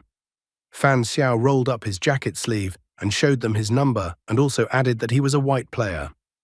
Next, Du Ruo wanted to ask clarifying questions, taking a serious approach to investigate the matter. He decided to ask Fan Xiao if Fan Xiao remembered what the other people who went through the qualifying dungeon with him looked like. Fan Xiao did not unlock and admitted that he remembered them.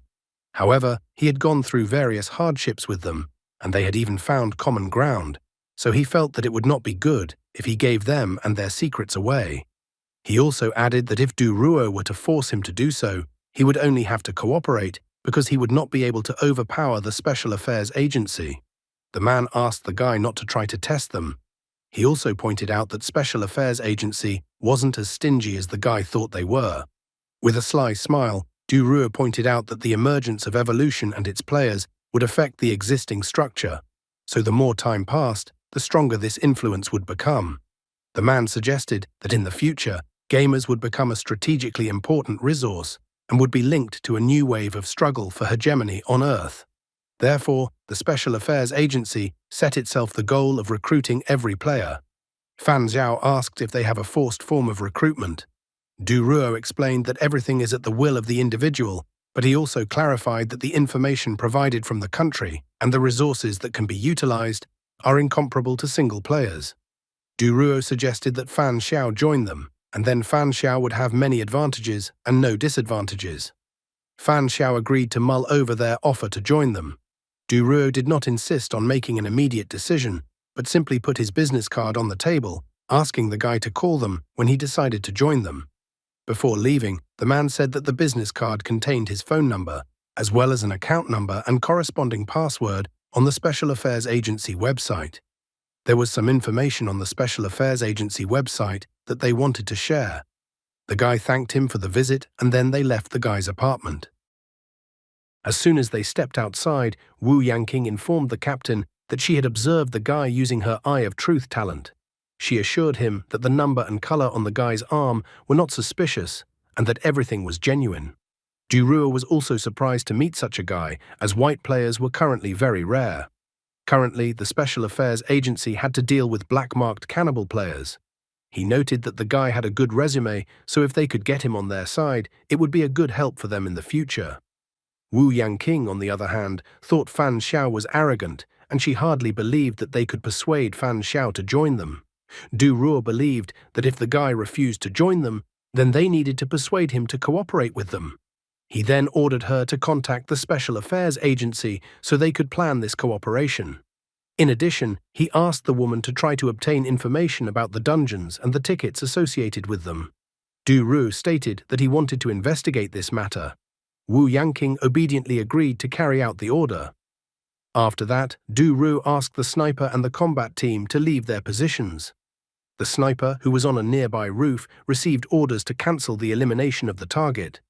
However, at that moment, Angel of Slaughter appeared behind the sniper. She was already preparing to kill everyone, pierce the sniper's intestines, and behead him. The girl believed that dancing and waving their arms would make them less attractive. But at that moment, Fan Xiao told her that they had retreated. Therefore, he ordered her not to be capricious and to return immediately. At that moment, Angel of Slaughter appeared behind him. She declared that Fan Xiao was bad because he wouldn't let her kill whoever she wanted, and she wanted to play. As it turned out, the guy had come up with a name for her, Fan Qi. He began to scold Fan Qi, explaining that it wasn't worth playing every day. Moreover, he believed that as long as they didn't wish them harm, they wouldn't act first. Fan Qi puffed out her cheeks because she wasn't allowed to do whatever she wanted. Fan Xiao pointed out that they already had things to do. They needed to prepare for the next dungeon. He took the Rose Street Fortune Hotel ticket, which had a detailed route on it. Train number, Spacetime Train G083301. Destination, Rose Street Fortune Hotel. Carry-on items. Half a cubic meter of game reserve space allows you to take some essential items with you to pass through the dungeon. It is prohibited to store firearms and other dangerous items in it. Late at night on the roof of a high-rise building, Fan Qi tried to catch her breath and called the guy a fool, noting that he weighed too much. Fan Xiao noticed that the girl could only carry it a distance of about 10 meters after pumping it, and to unlock the full flying skill, they still had a long way to go. However, he noticed that the weapon transformed from anger had become a purely domestic tool for murder. After that, he let the girl go, wishing her a good rest. Since he had managed to test almost all of his abilities, he decided to go to a new dungeon. As soon as he used the ticket, he began to be transported to the Spacetime train station. The system asked the player Seal to note that his Spacetime train G083301 would arrive in 5 minutes. The system also reminded him that as an E-rank player, he had half a cubic meter of game space to store items that he could take with him on a trip or into a dungeon. However, the E-rank player's storage did not support the placement of firearms and high-tech products. Once at the station, he looked around, surprised that this time he was not sent directly to the shelter, but had to get there by space-time train. Now he understood why the pass was called a ticket. At that moment, a man approached him, noting that it was an incredible coincidence that he had met Fan Xiao in such a place. The man asked if Fan Xiao was also going to the dungeon. This man was Du Ruo, whom the guy recognized immediately. Du Ruo admitted that he couldn't contain his curiosity, so he decided to try it once.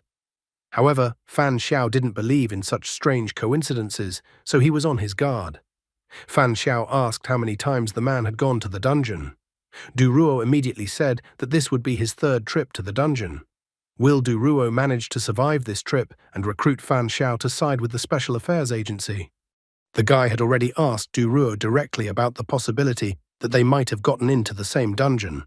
Du Ruo only explained with a smile that the space-time train would pass through many stations, each of which had many dungeons. Therefore, the man tried to reassure him by saying that it was unlikely that they would be so lucky that they would be able to get to the same station and the same dungeon. Fan Xiao admitted that he had seen on the Special Affairs Agency's official website that there was a trading platform. So the guy asked the man if he correctly understood the information that there was a trading platform where tickets could be exchanged. Du Ruo confirmed his speculation. He also said that trading required actual contact between players, and that usually such trades were only done within their organization. It's all set up this way because other players can't trust each other, since in the game, killing another player allows you to take their items. Therefore, players are afraid of falling for such cheating by other players. Fan Xiao decided to waste no time and asked if there were many players in the Special Affairs Agency. But Du Ruo was not a bad guy either, saying that if a guy joined their organization, he would tell him this information. After hearing his reply, Fan Xiao still once again decided to dodge a quick decision, informing him that he needed time to think about the proposal. At this moment, a voice sounded out from the speakers. The voice greeted the players with the arrival of the space-time train, G083001. The announcer also announced that the train was departing from Sunshine Coast Station and heading to its final station, Fantasy Fairy Tale City. The players were also asked to follow the rules. The first rule was that it was forbidden to attack train workers, because otherwise a player who broke this rule would be escorted off the train by the guards. The second rule was that if the train encounters danger, players who help have a chance to get special rewards. The third rule was that players who actively spend money are more welcome on the train. Just as the announcer was announcing the rules, a train pulled onto the platform. Fan Xiao immediately said that he was going to Fortune Hotel and asked where Du Ruo was going. The man admitted that it was an unbelievable coincidence, but he had to go to the same place. However, Fan Xiao could not be fooled so easily by such speeches, and he immediately realized that this was too good a coincidence. The guy quickly realized that the Special Affairs Agency was watching him, but he thought that it didn't matter and he would do the task properly. After that, Fan Xiao and Du Ruo proceeded to the train and took their seats. After looking around inside the train car, Fan Xiao noticed that there were quite a few people. He also noted that according to the rules announced by the announcer, there was no prohibition for players to have private duels. After pondering his words, Du Ruo did not remember that there had ever been any such clashes between players. However, he didn't rule out the existence of players who might kill another player for items, and there might also be cannibal train players who were eager to attack other players and have a treat for themselves. Therefore, the man advised the guy to be careful. At that moment, a conductor with a cart came up to the guy and handed him a menu. He took the menu in his hands and began to study it closely. He found out pretty quickly that there was even food on the menu, but he was disappointed that a cup of coffee cost 50 game coins, which was incredibly expensive.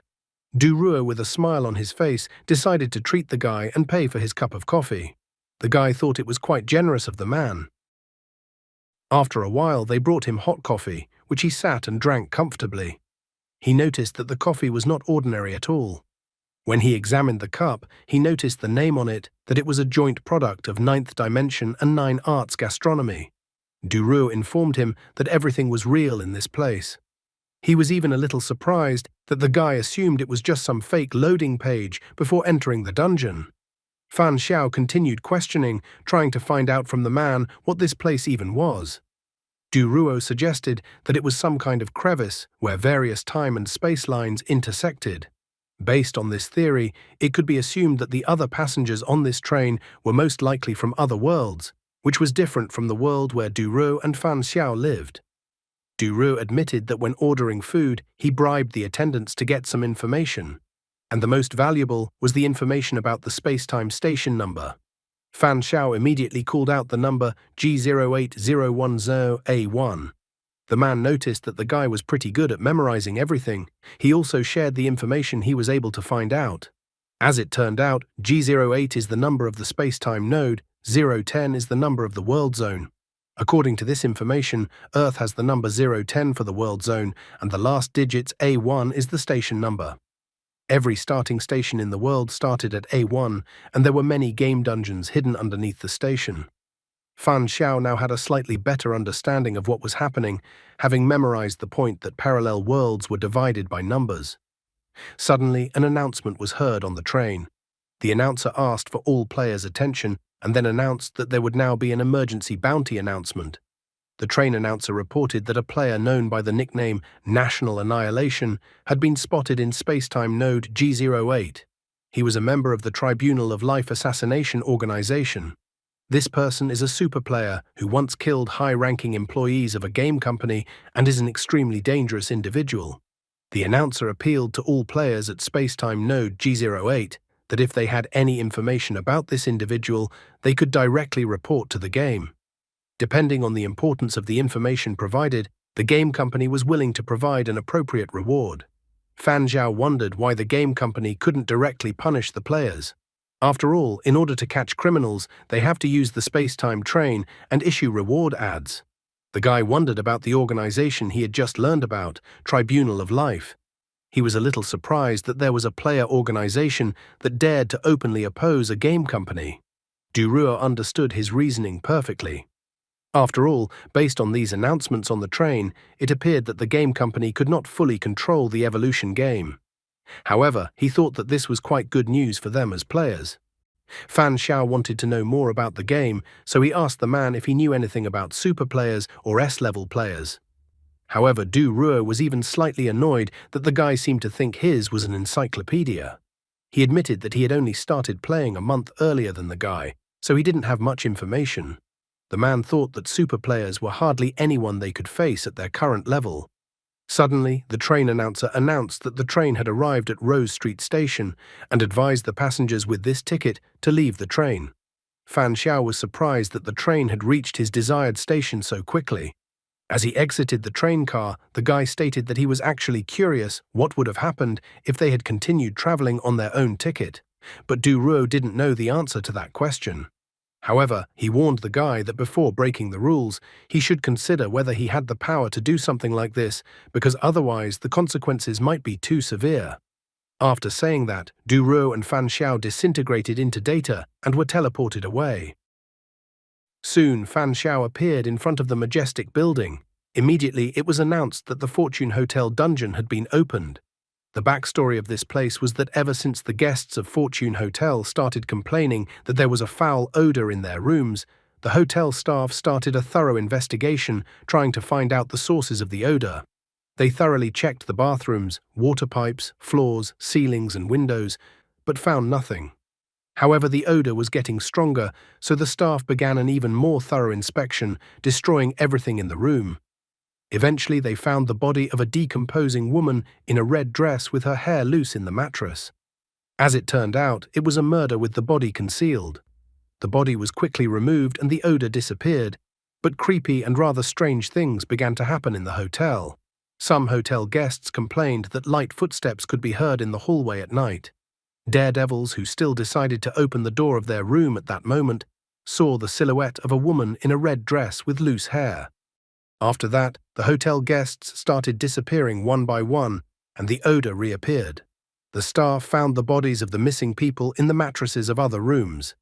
Panic from this event gripped everyone, and everyone was convinced that the murder victims hidden in the mattresses had turned into evil spirits that roamed the hotel, killing new guests and stuffing their bodies in the mattresses, repeating their tragic fate. After this brief backstory of the hotel, a system notification appeared. The notice stated that 9 p.m. to 7 a.m. was a time of activity for evil spirits, so hotel guests were advised to lock their room doors and be cautious.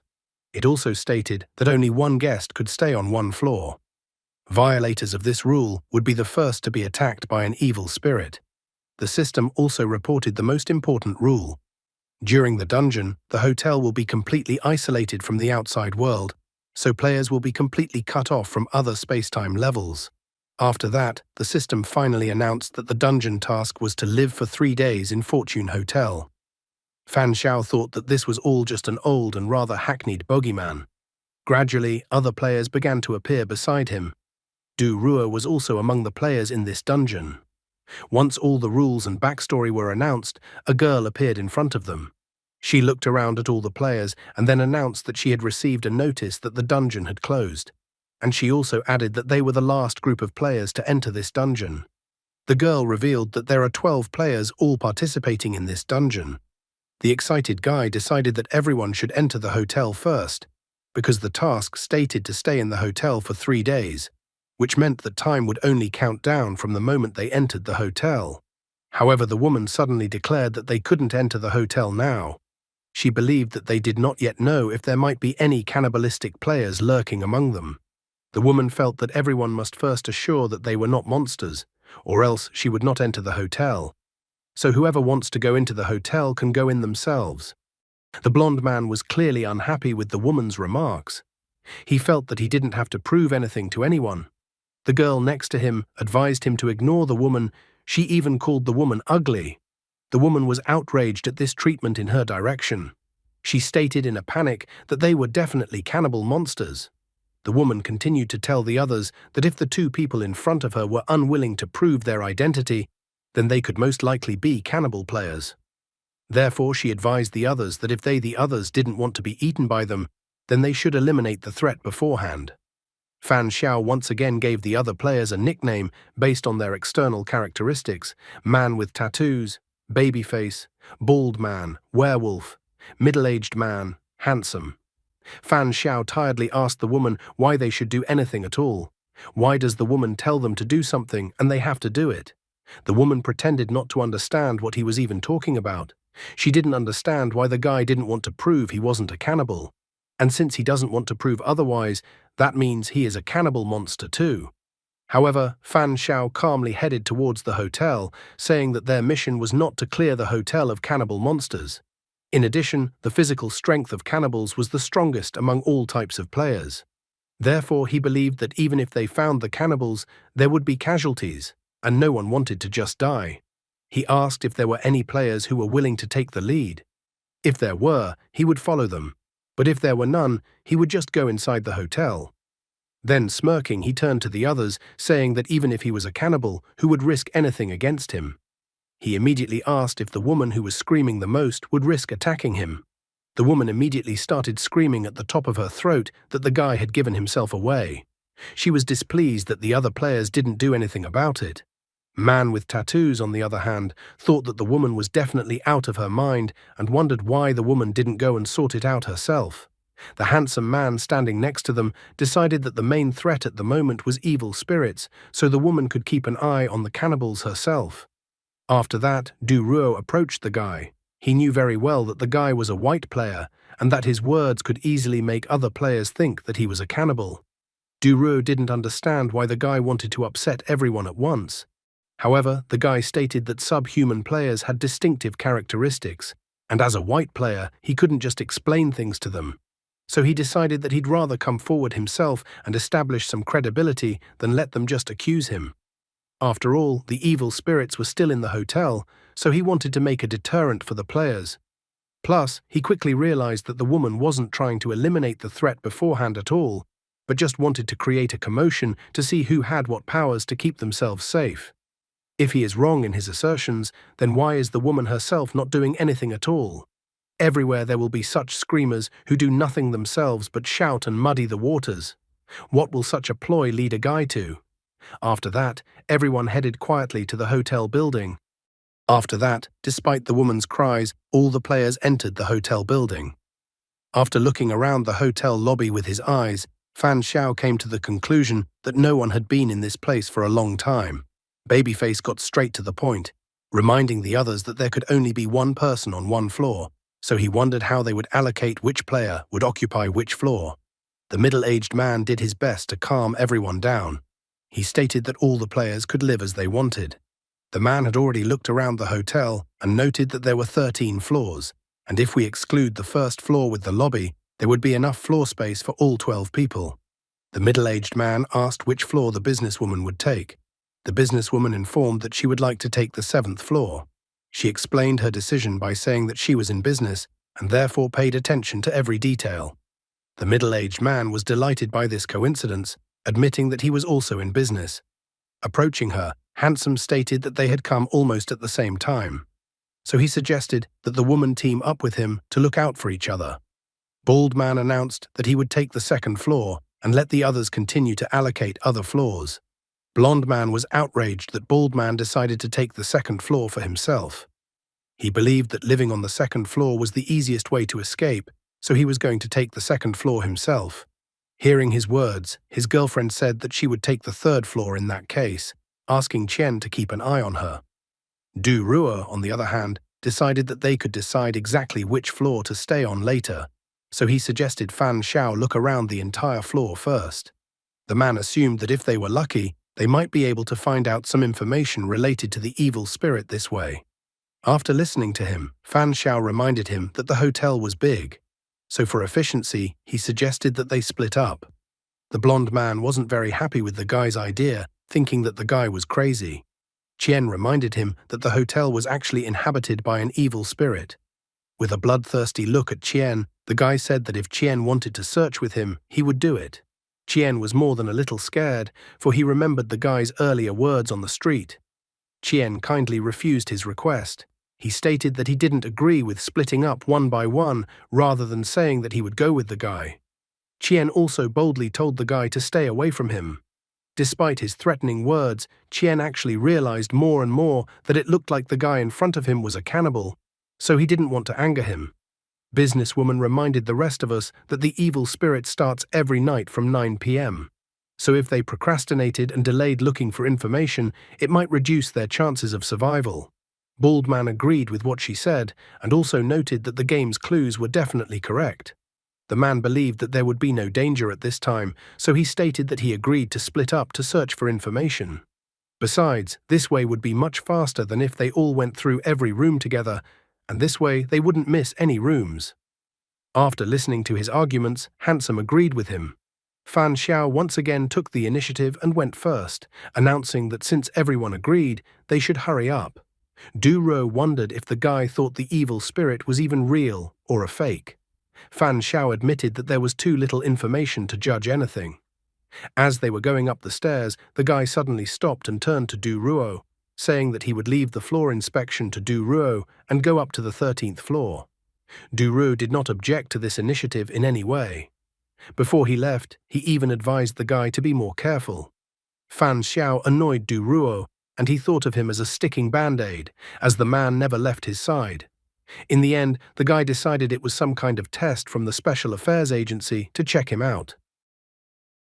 After a while, Fan Xiao arrived at the 13th floor. The first room he was going to start his search was 1301.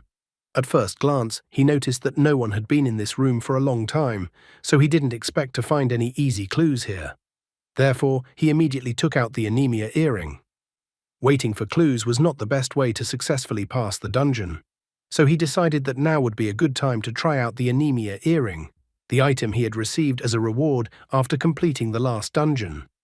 After only a moment, he saw that he needed the curtains. After pulling down the curtains and taking a look at them, the guy was glad that the task had been successfully completed and that the anemia earring was actually incredibly useful. Not only could the anemia earring control blood, but it could also control its oxidation and drying. After some searching, everyone made their way back to the first floor lobby. Babyface was telling the others that on the 10th floor, in rooms 1012 and 1019, he had found some not-so-obvious signs of habitation, while the other rooms were in perfect order and from the looks of it, no one had been in them for a long time. So he wondered if anyone else had found any other clues. Someone also found pretty much the same thing, and that they found trash in 3 trash cans. But there was no trash in the rest of the rooms, so he concluded that someone had lived here before them. Businesswoman reported that she found some vague dried blood stains, and there were also pits and cracks on some of the walls. Based on her information, she concluded that it looked like there had been a battle on the 7th floor, but she didn't know how it had ended.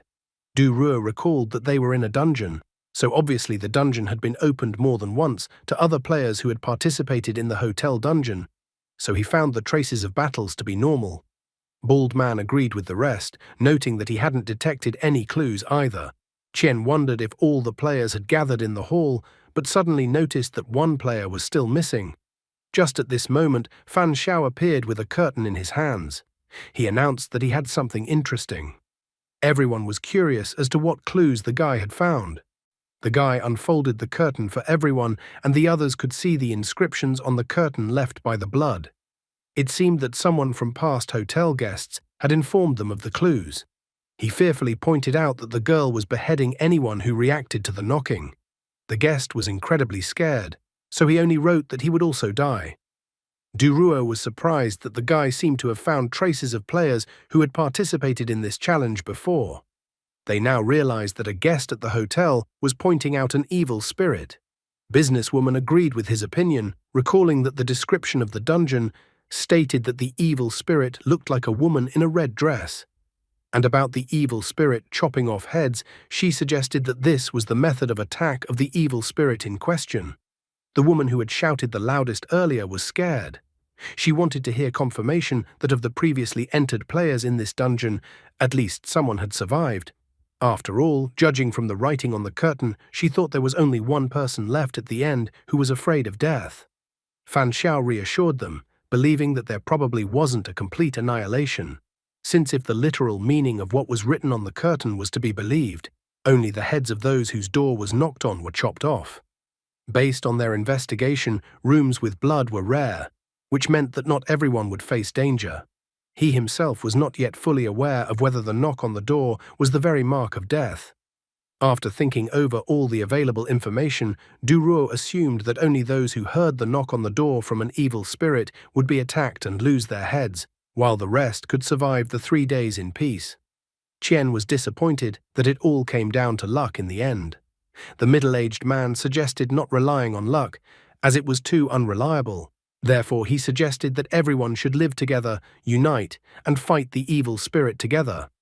Handsome found meaning in his words, for the more people there were, the greater the strength, and so the evil spirit might not be able to overpower them. Babyface was adamantly opposed to the idea.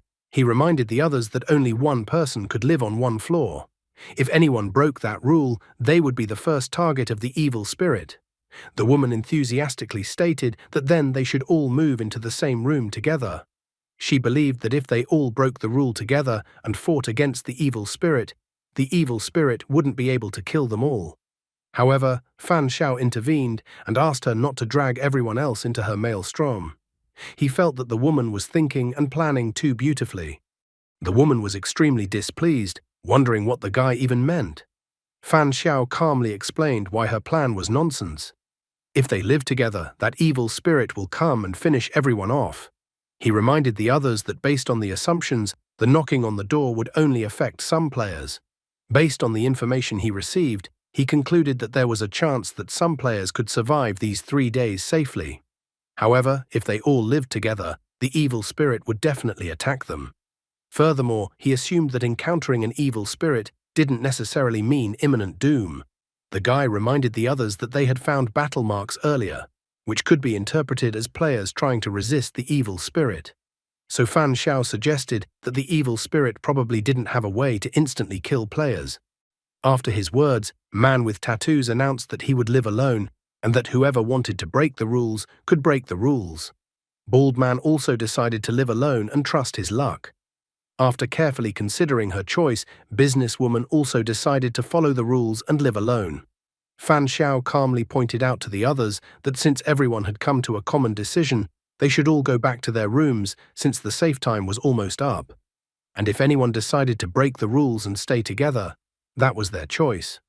The woman was extremely angry at the guy for once again ruining her plans. The woman suddenly went into defenseless woman mode. She stated that the guy was actually a cannibal player and that he wanted them to act alone, so she asked the other players not to listen to him. However, Bald Man was already angry with her and told her to shut up. He felt that if a woman wanted to die, she shouldn't pull the other players after her.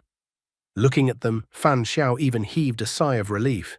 The guy thought that if the bumbling idiots broke the rules and started living together, they probably wouldn't even have to wait for an evil spirit to appear, and the rules of the game itself would destroy the violators. He didn't know if there was an evil spirit in this building yet, but there was definitely one right next to it, Fan Chiki.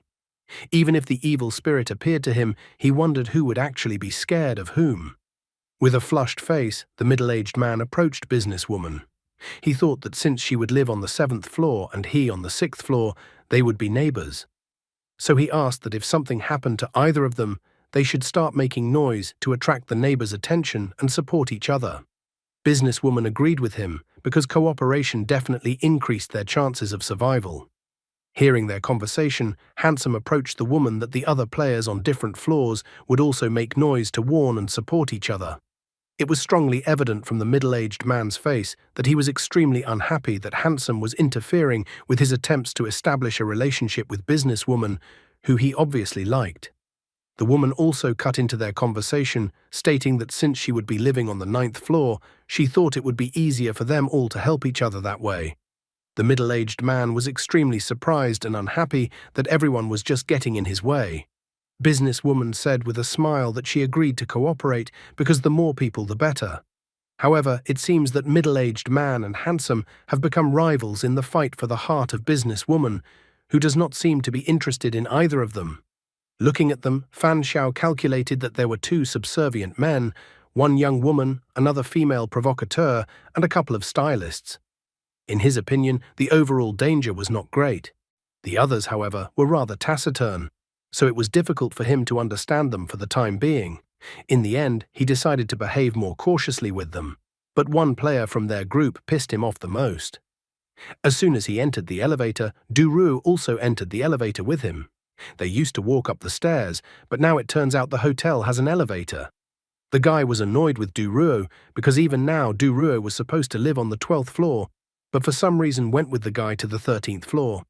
The elevator doors opened and a happy Duruo walked out following the guy on the 13th floor. Then he said that he had some business with the guy and that they needed to find a place to sit down to discuss an important matter. After a while, they came to room 1308. Duruo thought that as long as there was time before 9 p.m., then they could chat, as long as the guy didn't mind, of course. Fan Xiao also said with a smile that he didn't mind chatting before the appointed time. However, in his thoughts, he was extremely dissatisfied with Duruo. Even though he didn't mind socializing, Duruo had already come to his room before he even asked for permission. And on top of that, he immediately sat on the bed. The guy even thought that Duruo seemed to have been raised poorly as a child. Duruo didn't care. He confessed that he was interested in one question. Previously, the guy at the hotel entrance had hinted that he might be a cannibal player and that it was to catch someone's eye. Duruo wondered if the guy had made any progress in this matter. Fan Xiao evasively informed that it was just for fun, so it wasn't a fact that it would produce any results. Although no one fell for his ploy, he still had some assumptions. He believed that man with tattoos, babyface, and bald man might be cannibal players. After hearing the guy call one of the players babyface, Duruo praised him for choosing a pretty accurate nickname for that player. He wondered why the guy thought that one of them might be a cannibal player, and what the guy thought was wrong with them. Fan Xiao shared the observation that everyone else is active, so it is immediately obvious that they cannot hide their intentions. But man with tattoos, babyface, and bald man are constantly silent and rarely say anything. If something were to happen, he believed that they would be the first ones to be under suspicion.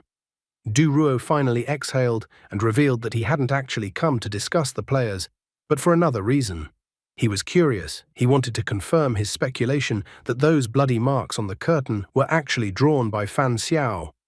Fan Xiao smirked and wondered if Du Ruo had been tasked to be an evil spirit and kill people. Du Ruo also grinned in response because based on the guy's words, there was no evil spirit in the dungeon.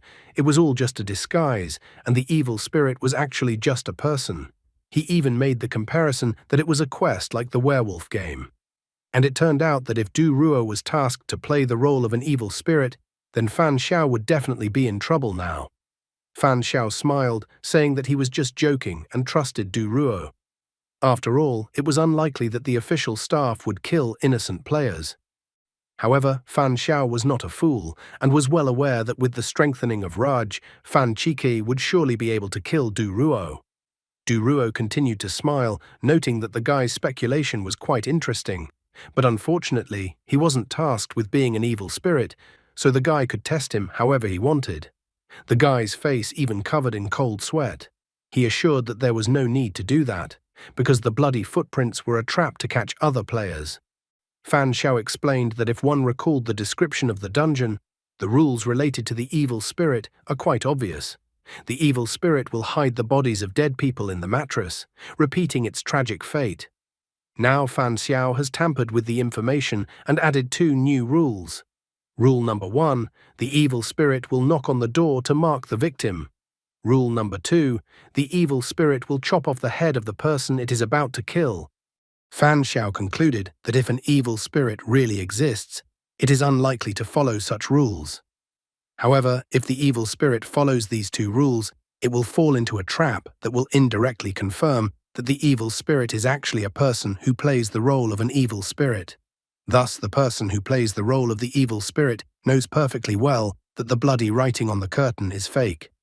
Therefore, the fake evil spirit's first order of business would be to eliminate the threat, which means it would probably try to kill Fan Xiao first. Du Ruo was surprised that the guy was so confident and believed that he could defeat the evil spirit. Fan Xiao corrected his thoughts by saying that it would only make sense if the evil spirit was a fiction. Otherwise, if the evil spirit really existed, it wouldn't care about the guy's pranks. Suddenly, Du Ruo took out 2 paper cups. He explained that he was holding an E-rank item, the evolved paper cup for communication. The man revealed that the 2 cups could provide communication in the same spatial domain, which was a good substitute for walkie-talkies that couldn't be brought into the dungeon. The guy was surprised that there were even such useful items found. Du Ruo held out 1 cup to the guy. The man asked the guy that if the guy catches the evil spirit today but can't handle it, he should remember to inform him so that he can come to the guy's rescue in time. Du Ruo was amused that everyone was avoiding the evil spirit, but the guy on the contrary decided to provoke the evil spirit. Before leaving, Du Ruo decided to find out why the guy was so sure that the evil spirit was just a fiction. Fan Xiao explained that he had just thought that the likelihood of such a situation was high. He didn't deny that there were such things as evil spirits, but he felt that such supernatural things were unlikely to appear in the Irang dungeon. Du Ruo wished the guy good luck with catching the evil spirit. He once again reminded the guy to remember to let him know if anything happened. Fan Xiao smilingly asked Du Ruo not to worry about it. It was soon 10 p.m. in the evening. A woman was sitting near the door, holding a lamp in her hands. She was trembling all over, but tried to convince herself that she couldn't possibly believe that she would suddenly meet an evil spirit. Suddenly, there was a knock at her door. The woman was frightened because if someone knocked on the door, then it was definitely an evil spirit. She thought that the main thing was not to open the door, but to hold it so that no one could open it, and then she would be safe. Suddenly, a woman who was an evil spirit appeared right in front of her. She instantly attacked the woman who was frightened and screaming. Meanwhile, businesswoman was touching her hair with her hand, and suddenly she heard screams and noise coming from other rooms throughout the hotel. What really happened in this strange hotel? The next morning, Fan Xiao and Du Ruo were riding in the elevator. Du Ruo asked if anything had happened during the night, but Fan Xiao said nothing had. Du Ruo admitted that nothing had happened to him either. He even suggested that perhaps Fan Xiao was mistaken and that the evil spirits were not players pretending to be evil spirits, but real evil spirits. However, Fan Xiao yawned and reminded him that just because they were fine did not mean that everyone else was fine, so he suggested that they go down to the first floor to check on the current situation. Fan Xiao and Du Ruo quickly took the elevator down to the first floor. As soon as they arrived on the first floor, they noticed that some of the other players were staring at them. Fan Xiao was slightly surprised that almost all the players were already in the first floor lobby, noting that they had gotten up quite early. Babyface approached them and asked if they were the only ones who had arrived by elevator. Hearing his question, Fan Xiao immediately tried to find out if all the players were on the first floor. Handsome explained that only the sweet couple and the woman who kept shouting that she wanted everyone to live together were missing. Businesswoman was slightly saddened, hoping that nothing had happened to those who were not here. However, at that moment, middle-aged man emotionally said that he didn't know if they were in trouble, but he had almost gotten into trouble yesterday. He was angry when he said that an evil spirit had knocked on his door at night, so he immediately broke things to send a signal.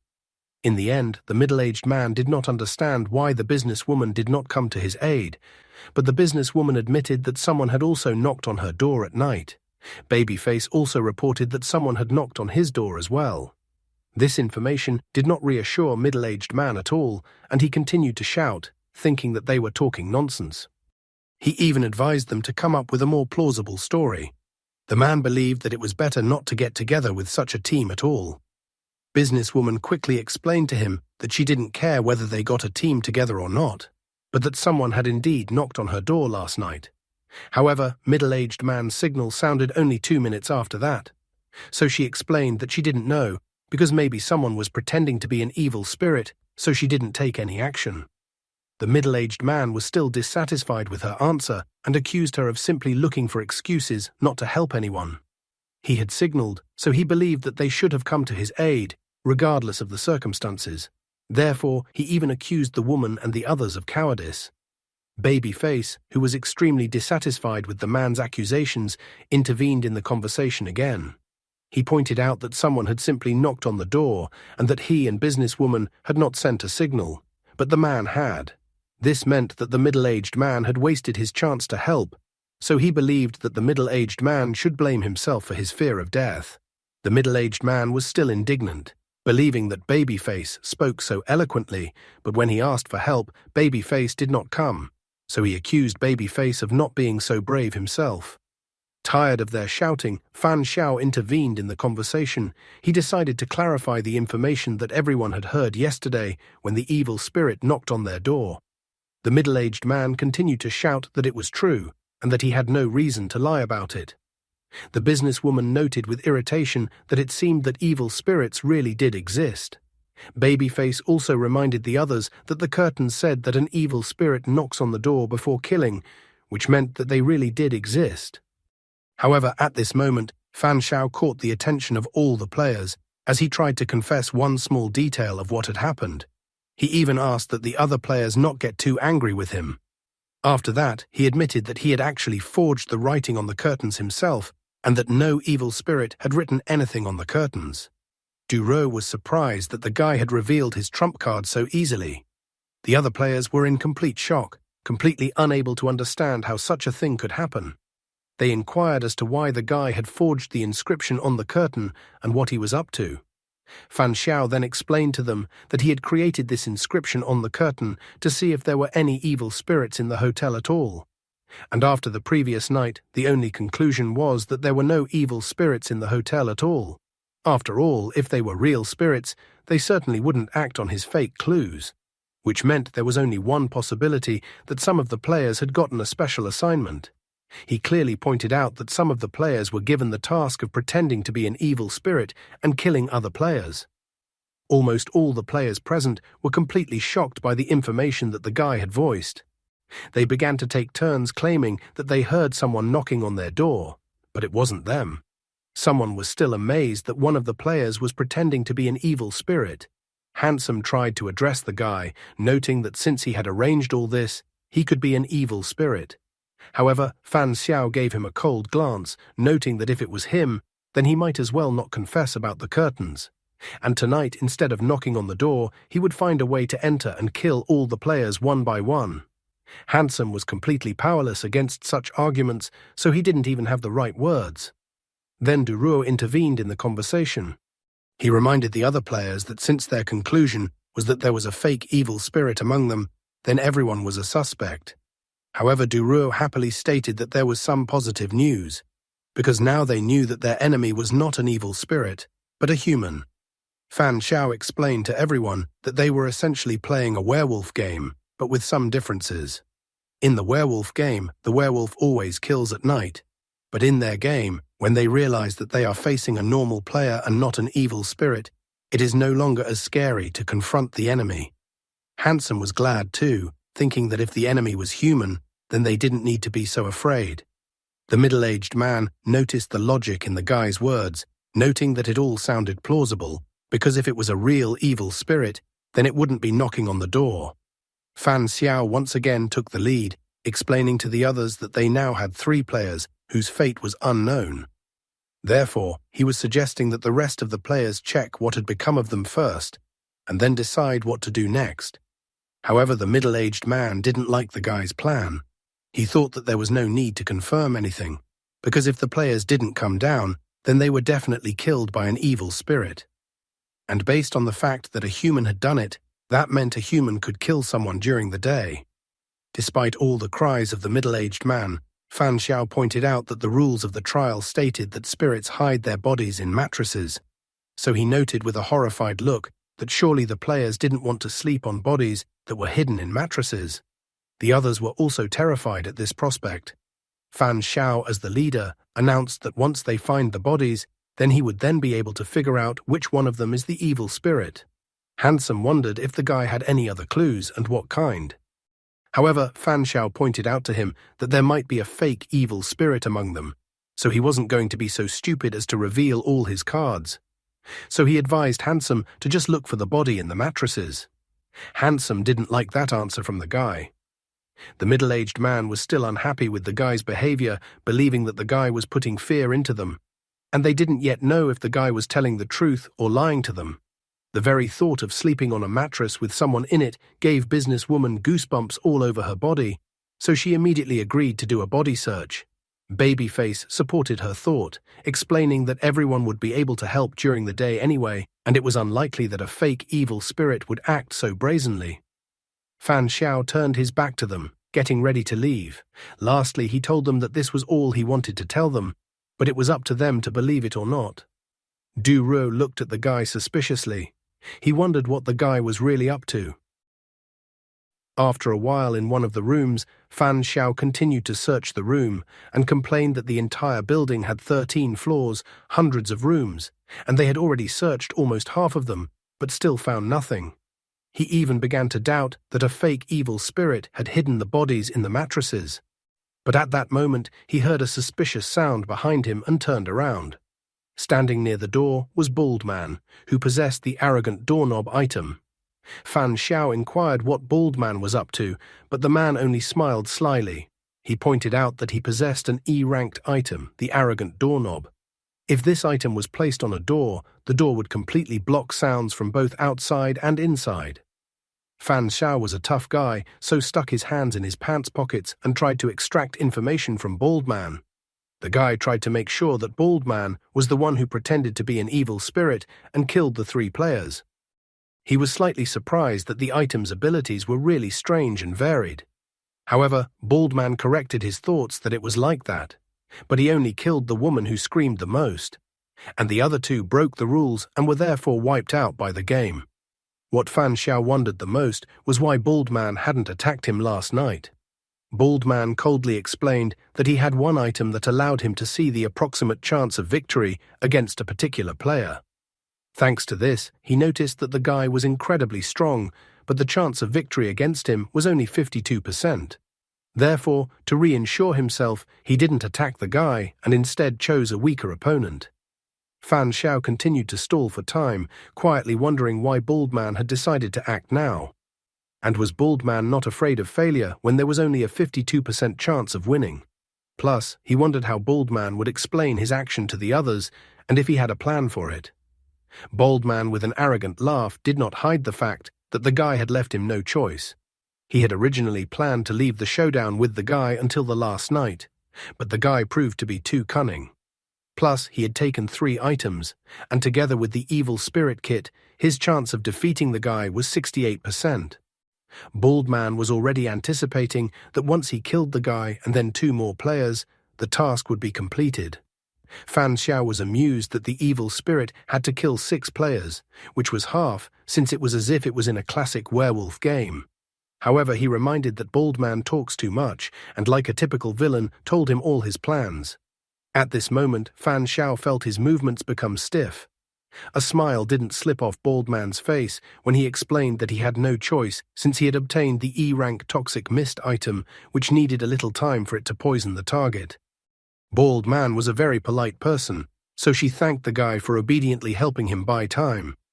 Fan Xiao was surprised that the man was so sneaky that even though he won with a 68% chance, he still poisoned Fan Xiao, and now Fan Xiao couldn't even move. At the same instant, Bald Man pulled out a mask as if out of nowhere and tried to put it on his face. His appearance instantly changed, and he looked like the woman in the red dress who was listed as an evil spirit according to the rules of the game. The mask was an item of E-rank, Evil Spirit Kit. After putting on the mask, one could transform into an evil spirit. Starting at 9 p.m., skills such as passing through walls and stealth appeared, and attack power, physical and mental strength increased significantly. However, the item was exclusive to the dungeons and could not be exchanged or given to someone else. While trying to attack the guy with his claws, Bald Man declared that the survivor was the winner and ways didn't matter, so he didn't care about the guy's opinions on being so mean. Would Fan Xiao be able to do something about this situation, or would someone come to his rescue? Bald Man is a typical villain who needs to tell the protagonist his entire plan instead of just finishing off the protagonist. Everyone needs the protagonist to get the upper hand on the villain. But it's good that here at least the author added a little detail with the toxic mist item, and that Bald Man needed to stall on his own. And that in order to realize his plan, he decided to be sincere and kept talking. Bald Man, in the guise of an evil spirit, tried to pounce on the guy. However, practically at the guy's throat, Bald Man stopped abruptly. Suddenly, vomit came to his throat, and then he vomited. Bald Man fell to the floor, not realizing how this could even happen to him. There was a 68% chance of him winning, and he had even used poison to massacre the guy for sure. Therefore, he didn't understand how he lost in this battle. Behind the guy, a smiling Fan Cheeky appeared. A moment later, the system announced that player Seal had killed player Ant King. After that, an antidote appeared in the guy's hand. Opening the bottle cap, the guy drank the antidote in a flash. The system announced that player Seal could inherit 1 random item from player Ant King, and then the system started searching for an item to inherit. Fan Xiao thought that it looked like the item for calculating the odds of winning only took into account the body's evolution level and equipped artifacts, but didn't take into account the player's abilities. A moment later, the system reported that the guy had obtained the E-rank item, Arrogant Doorknob. According to the system's description, being part of a wooden door worth 500,000, the doorknob has its own pride, incomprehensible to pathetic and insignificant people. The item note stated that if you attach the handle to the door, you can not only lock the room, but also isolate the sound inside. After reading the item's description, the guy decided that he shouldn't rely too much on the abilities of items, especially low-level ones. Fan Cheeky was dissatisfied with how sturdy Bald Man's clothes were. She was dissatisfied that she couldn't even tear his stomach. Leaning over to Bald Man, the guy examined him. He considered that the mask on the guy was the evil spirit artifact, and when he took off the mask, Fan Cheeky could deal with Bald Man's body. The girl thought Bald Man was just her toy. Fan Xiao asked her not to go too far after all, he still needed Bald Man's body. Fan Cheeky was so happy that she even started laughing. Looking at her facial expression, the guy was once again convinced that Angel of Slaughter was acting like a child. Therefore, he thought that he should just let her play for a while. He decided to wait for her to play and disappear before contacting Du Ruo. After a while, Fan Xiao activated the anemia earring. The anemia earring allowed him to establish a connection through the contact of his blood with another person's blood, allowing him to control the person's entire circulatory system for an hour. Eventually, the blood guy put together a blood crossbow. He learned that if he used the blood crossbow to release an arrow made from his blood and it hits the victim's body, he would be able to make a connection with the victim. And then he would be able to make the victim's blood flow backwards or explode. At that moment, his door made a clicking sound. At the same instant, Du Ruo slowly entered the room. Seeing the guy with the blood crossbow in his hands, Du Ruo asked him to wait and explain what was even going on. He admitted that he thought the guy had called him to help the guy. But when he walked in, he saw the guy pointing an arrow at him. Only now did he notice that it looked like the battle was already over. Du Ruo glanced at Baldman, wondering from the guy if this was the evil spirit they were looking for. He noticed that Baldman's body wasn't exactly in good condition, so he assumed that there had been a brutal battle here recently. Du Ruo had thought the guy was just a beginner who had just entered the dungeon. But now he realized that the guy's strength was much greater than it seemed. However, the guy's mental state raised some questions for him. He decided that when he returned, he would have to review the file on Fan Xiao. Du Ruo tried to ask the guy why the evil spirit looked different from the job description. Holding the mask in his hands, Fan Xiao pointed out that it was all about the mask. If the mask was removed, the fake evil spirit would take on its normal appearance. He even admitted that he was sorry that the mask couldn't be taken away with him. After all, there would be good money to be made for such a mask. After sitting down and looking at Baldman's hand, Du Ruo said that he was sure that the evil spirit would be a cannibal, but to his surprise, Baldman was a half-human with no external distinguishing features. Fan Xiao speculated that Baldman might have eaten insects. Then that would explain the lack of noticeable features on Baldman's body. Fan Xiao pointed out that they had another problem. Even though they had dealt with the evil spirit, the task was still not completed. After all, the system was showing that there were 2 days left until the dungeon was closed. Du Ruo realized that the real purpose of the dungeon was not to exorcise the evil spirit at all. But he still didn't understand what the real purpose of this dungeon was. Fan Xiao cryptically confessed that he had one guess in this regard. First of all, he suggested that they go down and carry the body to the hall to explain to the others what really happened. Soon they and the other survivors arrived in the hall, where the guy explained to them what had really happened. He said that he had caught the player playing the role of an evil spirit and then massacred him. Businesswoman admitted with sadness on her face that they had managed to find the bodies of the 3 missing people. But the sight was too violent for her, so they didn't move the bodies to the lobby. Nevertheless, Businesswoman thanked the guy, because now that the evil spirit was gone, at least they could relax at night. Du Ruo also joined her, noting that he was very afraid that someone would knock on his door. He thanked the guy for being able to sleep peacefully tonight. Standing behind them, Werewolf wondered what the guy would do if the player playing the role of the evil spirit didn't follow his plan. If the spirit didn't knock on the door and chop off heads, what would the guy do in that case? Fan Xiao clarified that in such a case, everyone would have started to doubt the reality of the evil spirit. After all, then no one would have died, and the evil spirit's behavior would not be in accordance with the fake rules.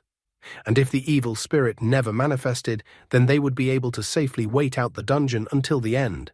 However, if someone did die, everyone would act together, and then the evil spirit would have almost no chance of successfully accomplishing its task.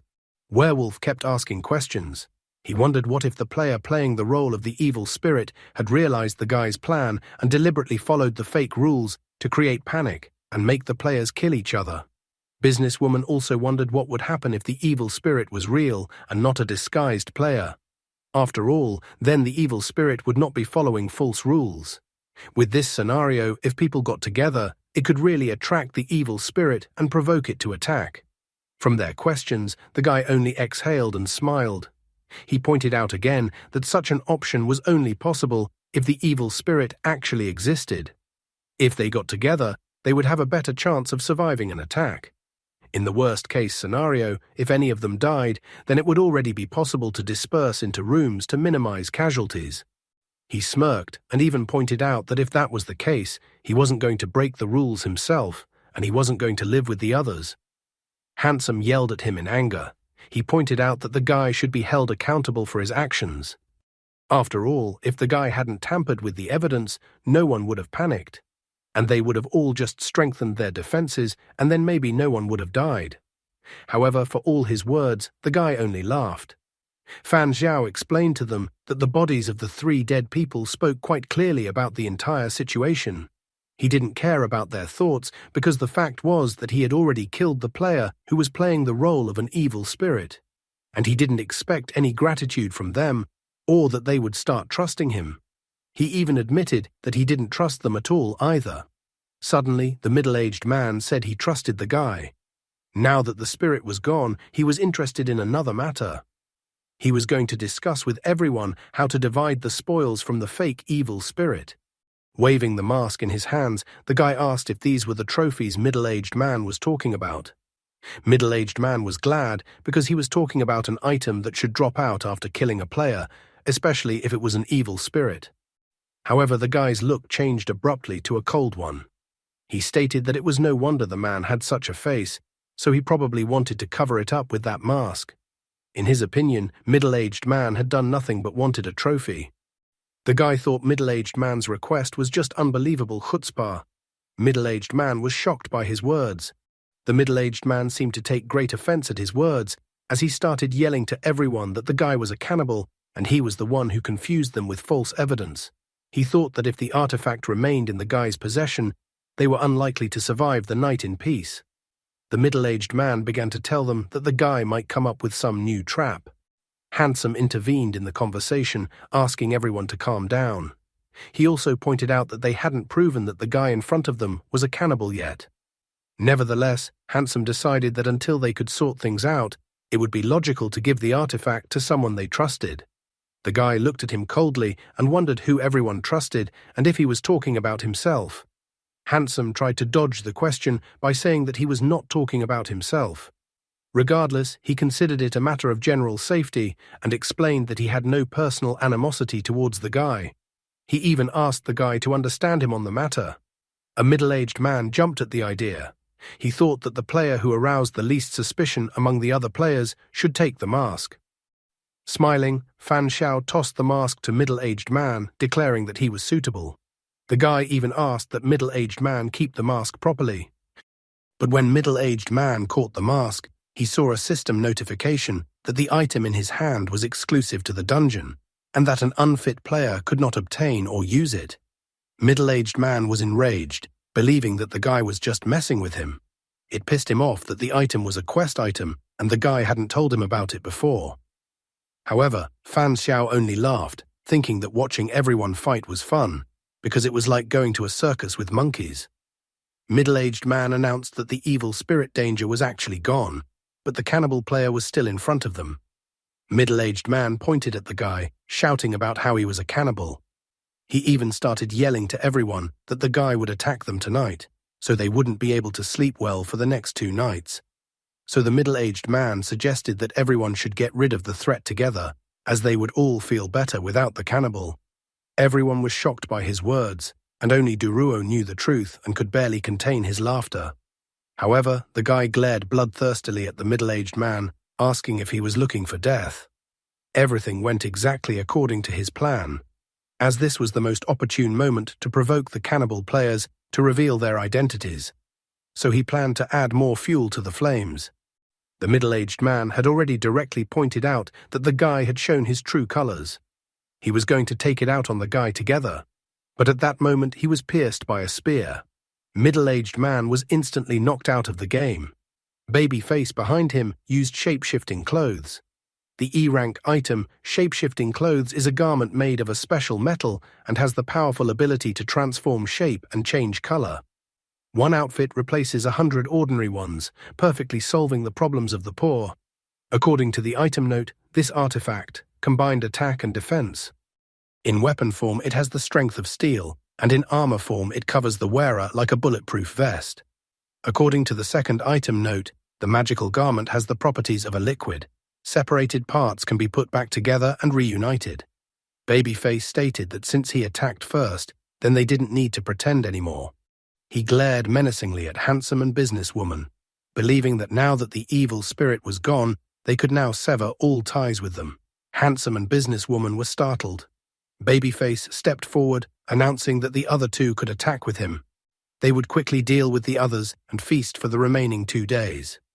Fan Xiao was even slightly surprised at such a sudden turn of events. Businesswoman was surprised that all three players were cannibals. Handsome, on the other hand, thought that there was no need to clarify again, since everything was already obvious. Fan Xiao turned around to Man with Tattoos and Babyface, whether they knew each other. However, Babyface admitted that Man with Tattoos seemed like a cannibal to him. He stopped by Man with Tattoos before 9 p.m. last night to check him out and was right. Stepping forward, Man with Tattoos announced that there were 7 of them left, so 3 against 4, meaning the chances of winning were incredibly high. Man with Tattoos had already discarded the calmness on his face. He admitted that he hadn't eaten anything all day already, so he couldn't wait for the banquet to start. Man with Tattoos lunged at the remaining players. Handsome and Businesswoman were still incredibly scared. However, at this moment, Fan Xiao appeared in front of Handsome and Businesswoman and announced that there would be no banquet. His action surprised Businesswoman, Man with Tattoos, and Handsome. Babyface angrily inquired what he meant. At this point, Fan Xiao apologized to everyone and then revealed that he was actually a white player. Man with Tattoos was enraged that the guy dared to deceive them. Handsome still couldn't figure out if the guy was a human or a cannibal. Du Ruo then grabbed his head as if he had a headache. He then revealed that the guy was a human. He also mentioned that he knew the guy even before this game, so he could vouch for the guy.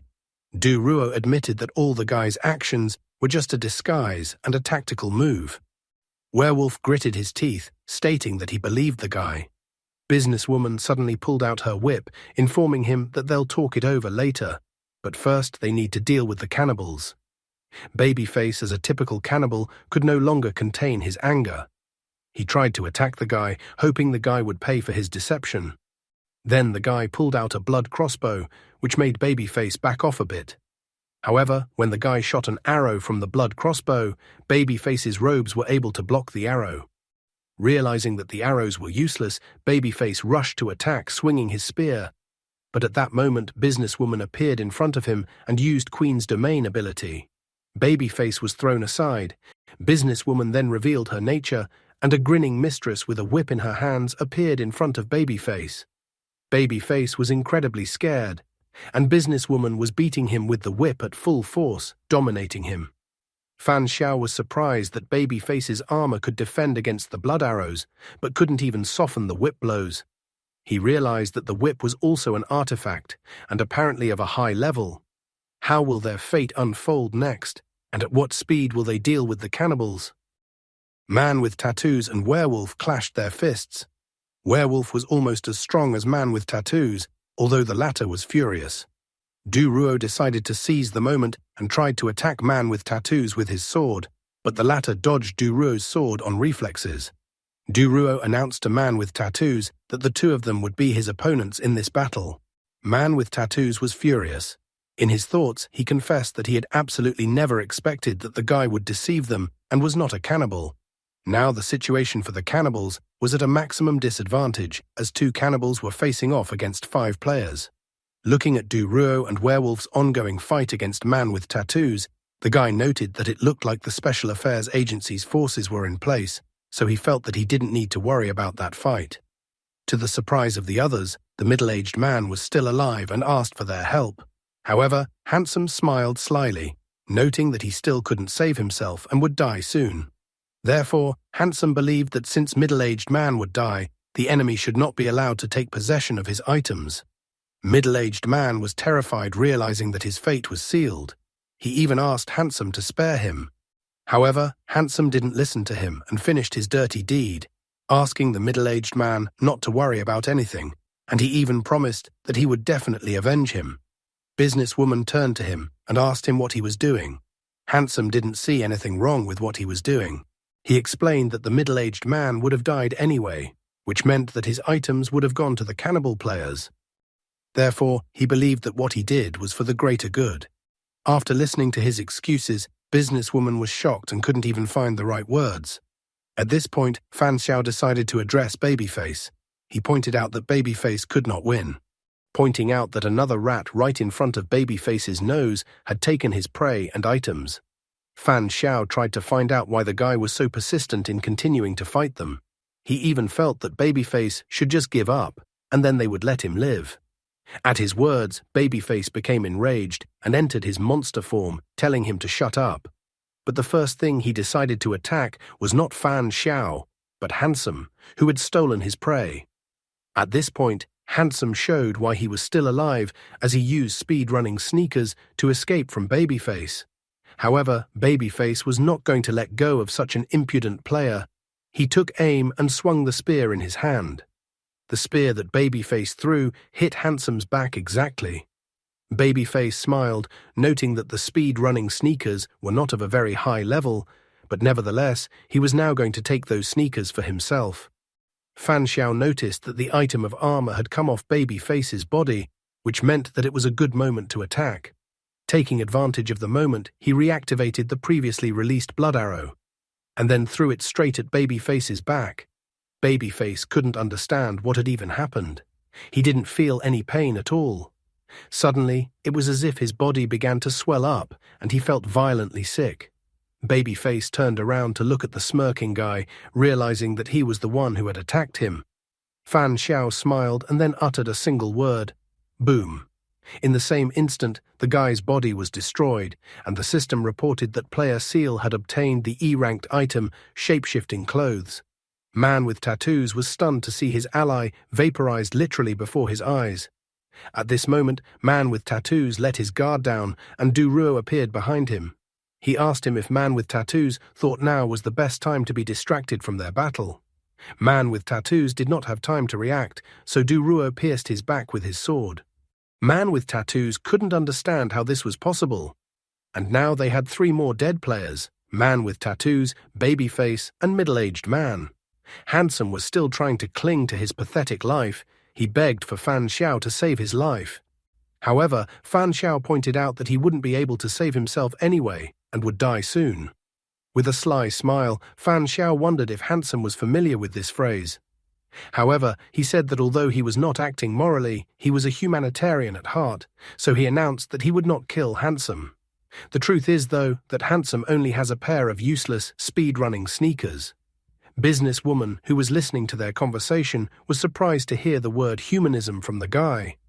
Nevertheless, she thought that the guy's moral level was pretty high, and that at least it was higher than that of a guy lying on the ground.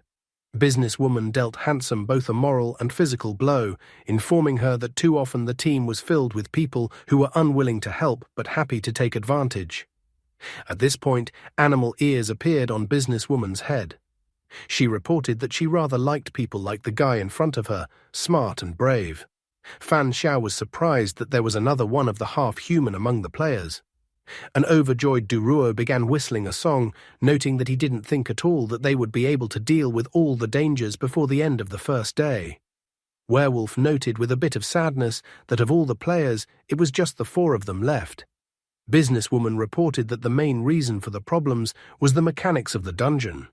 They thought they had to avoid evil spirits, but it turned out to be similar to Werewolf's game, so they had to simultaneously defend themselves from the evil spirit and find cannibals among the players. Duruo also explained that putting the evil spirit item in Bald Man's hands also had a certain effect. After all, Bald Man eliminated 3 people in one night, which increased the advantage of the cannibals. As a result, in response to the provocation, the cannibals gave themselves away. Putting his arm around Fan Xiao's shoulder, Duruo mentioned that thanks to his strategy with fishing, they were able to catch the evil spirit and cannibals on the first day already. Therefore, he felt that the guy's grade in this dungeon would definitely not be low. Businesswoman's facial features softened, and she extended her hand to the guy, informing him that they should get acquainted. Businesswoman informed that her name was Yan Kenning, and that she was Businesswoman. Duruo also introduced himself, and then Werewolf admitted that his name was Xu Yao.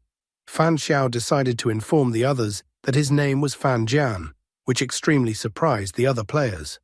This reaction from the players was not surprising, as such a name sounded like an insult. Yan Kenning winked at the guy and waved her hand, noting that a man who is petty and stingy can unwittingly miss out on many opportunities. The guy took the hint, informing that he was actually joking and that his name was Fan Xiao. He also mentioned that he came from the 010 district. A joyful Duruo reported that he was also from the same district. Yan Kenning was surprised, noting that it was an incredible coincidence, but she was also from this district. Xu Yao also said with a smile that he was also from this district, noting that they had a fateful meeting at this hotel. Hearing such information, a bright smile appeared on Du Ruo's face. He announced that the fact that they were from the same district was completely normal. After all, players from the same world district are often found in E-rank dungeons. He admitted that he had had similar encounters with other people before. He then decided to ask the two half-humans if they had heard anything about the Special Affairs Agency, but judging from the expressions on their faces, they hadn't heard anything about it. So Du Ruo explained to them that the Special Affairs Agency was a newly created government agency that dealt with events related to players and the game evolution. He also admitted that the Special Affairs Agency had managed to recruit many players so far, and that they now had a huge database and resources that could greatly help players. Du Ruo took out a business card from his pocket, where the phone number of the Special Affairs Agency was listed. He handed the business card to them, noting that if they were interested in such an offer, they could contact him after they left the dungeon. When they received the business cards from Du Ruo, Yan Kenning thought that since they were from the same world, they could get to know each other better if they had the chance, and that after returning to their world, they could meet again, or they could make an agreement and go to the same dungeon together. Xu Yao was curious if the evil spirit and cannibals were destroyed. Does it count if they passed the dungeon? Fan Xiao pointed out that the evil spirit item was exclusive, so other players can't use it, which means a new evil spirit won't appear. Therefore, he believed that they needed to hold out for 2 days in the hotel, and then the quest would be completed. 2 days later, Space-Time Train Station. The system reported that the E-rank Fortune Hotel dungeon had been passed. According to the system, Player Seal received a grade of A. Player Rabbit, aka Du Ruo, received a grade of B. Player Ragdoll Cat, also known as Yan Kenning, received a grade of C. Player Snowwolf, aka Xu Yao, also received a grade of C. The guy was even surprised when all of their nicknames in the game were voiced, thinking that he had gotten into a zoo. The system then announced that the dungeon rewards were starting to be given out. The system asked all players to check their inventory. Looking at his inventory, Fan Xiao began to examine what he had gotten for passing the dungeon. Scenario rewards: 1 D-rank item, 2 tickets for the space-time train, 3 vials of E-rank evolution elixir, 3 vials of E-rank mental recovery elixir, 3 vials of E-rank healing elixir, 1 vial of E-rank truth serum, 8,000 in-game currency. In addition, he received a special reward, a D-rank item called Master Antidote. The item description read, "Players who can poison others often find it difficult to defend themselves. Where there's demand, there's supply, so poison-resistant items have emerged. But did you know that creating such an item requires the sacrifice of 1 Master Antidote? Please take care of your life and stay away from players. If there are no buyers, there will be no kills." Note: the host is immune to all rank D and B viruses, poisons, biological toxins, and hazardous substances. The guy quickly realized that the Master Antidote was a passive item. The item only needed to be activated once, and the ability to be immune to poison would become a permanent passive attribute of the wielder. Fan Xiao thought that this item was much more convenient than the anemia earring, which needed to be activated every time. At the same instant, a system notification appeared in front of the guy.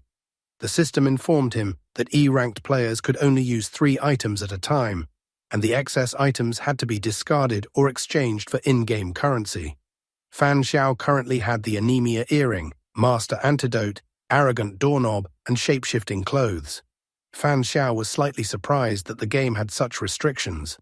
However, he had no choice, so he took the opportunity to ask the other players if they needed the item that was currently in his hands, as he had an extra item. He decided to get rid of the arrogant doorknob.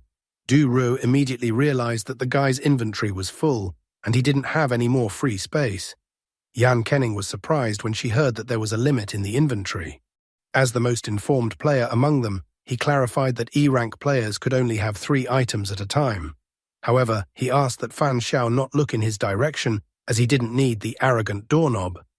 Yan Kenning thought that the arrogant doorknob was a useful item in certain situations. However, given the limitations of inventory space, She thought that there was no point in keeping the arrogant doorknob in her inventory. She even considered that next time, if a good item fell out, she would have to think about what to do with the arrogant doorknob. Zhu Yao also refused the guy's offer.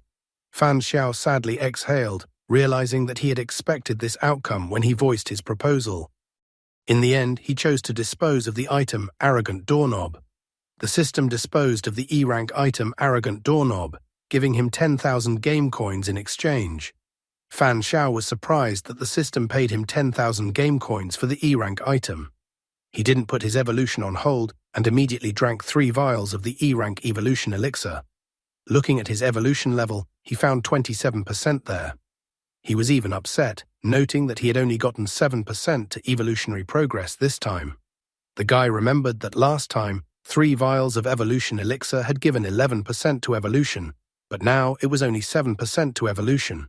He ended up thinking that perhaps the E-ranked evolution elixir could only raise the evolution rate to 27%, or the body was gradually developing resistance to the elixir.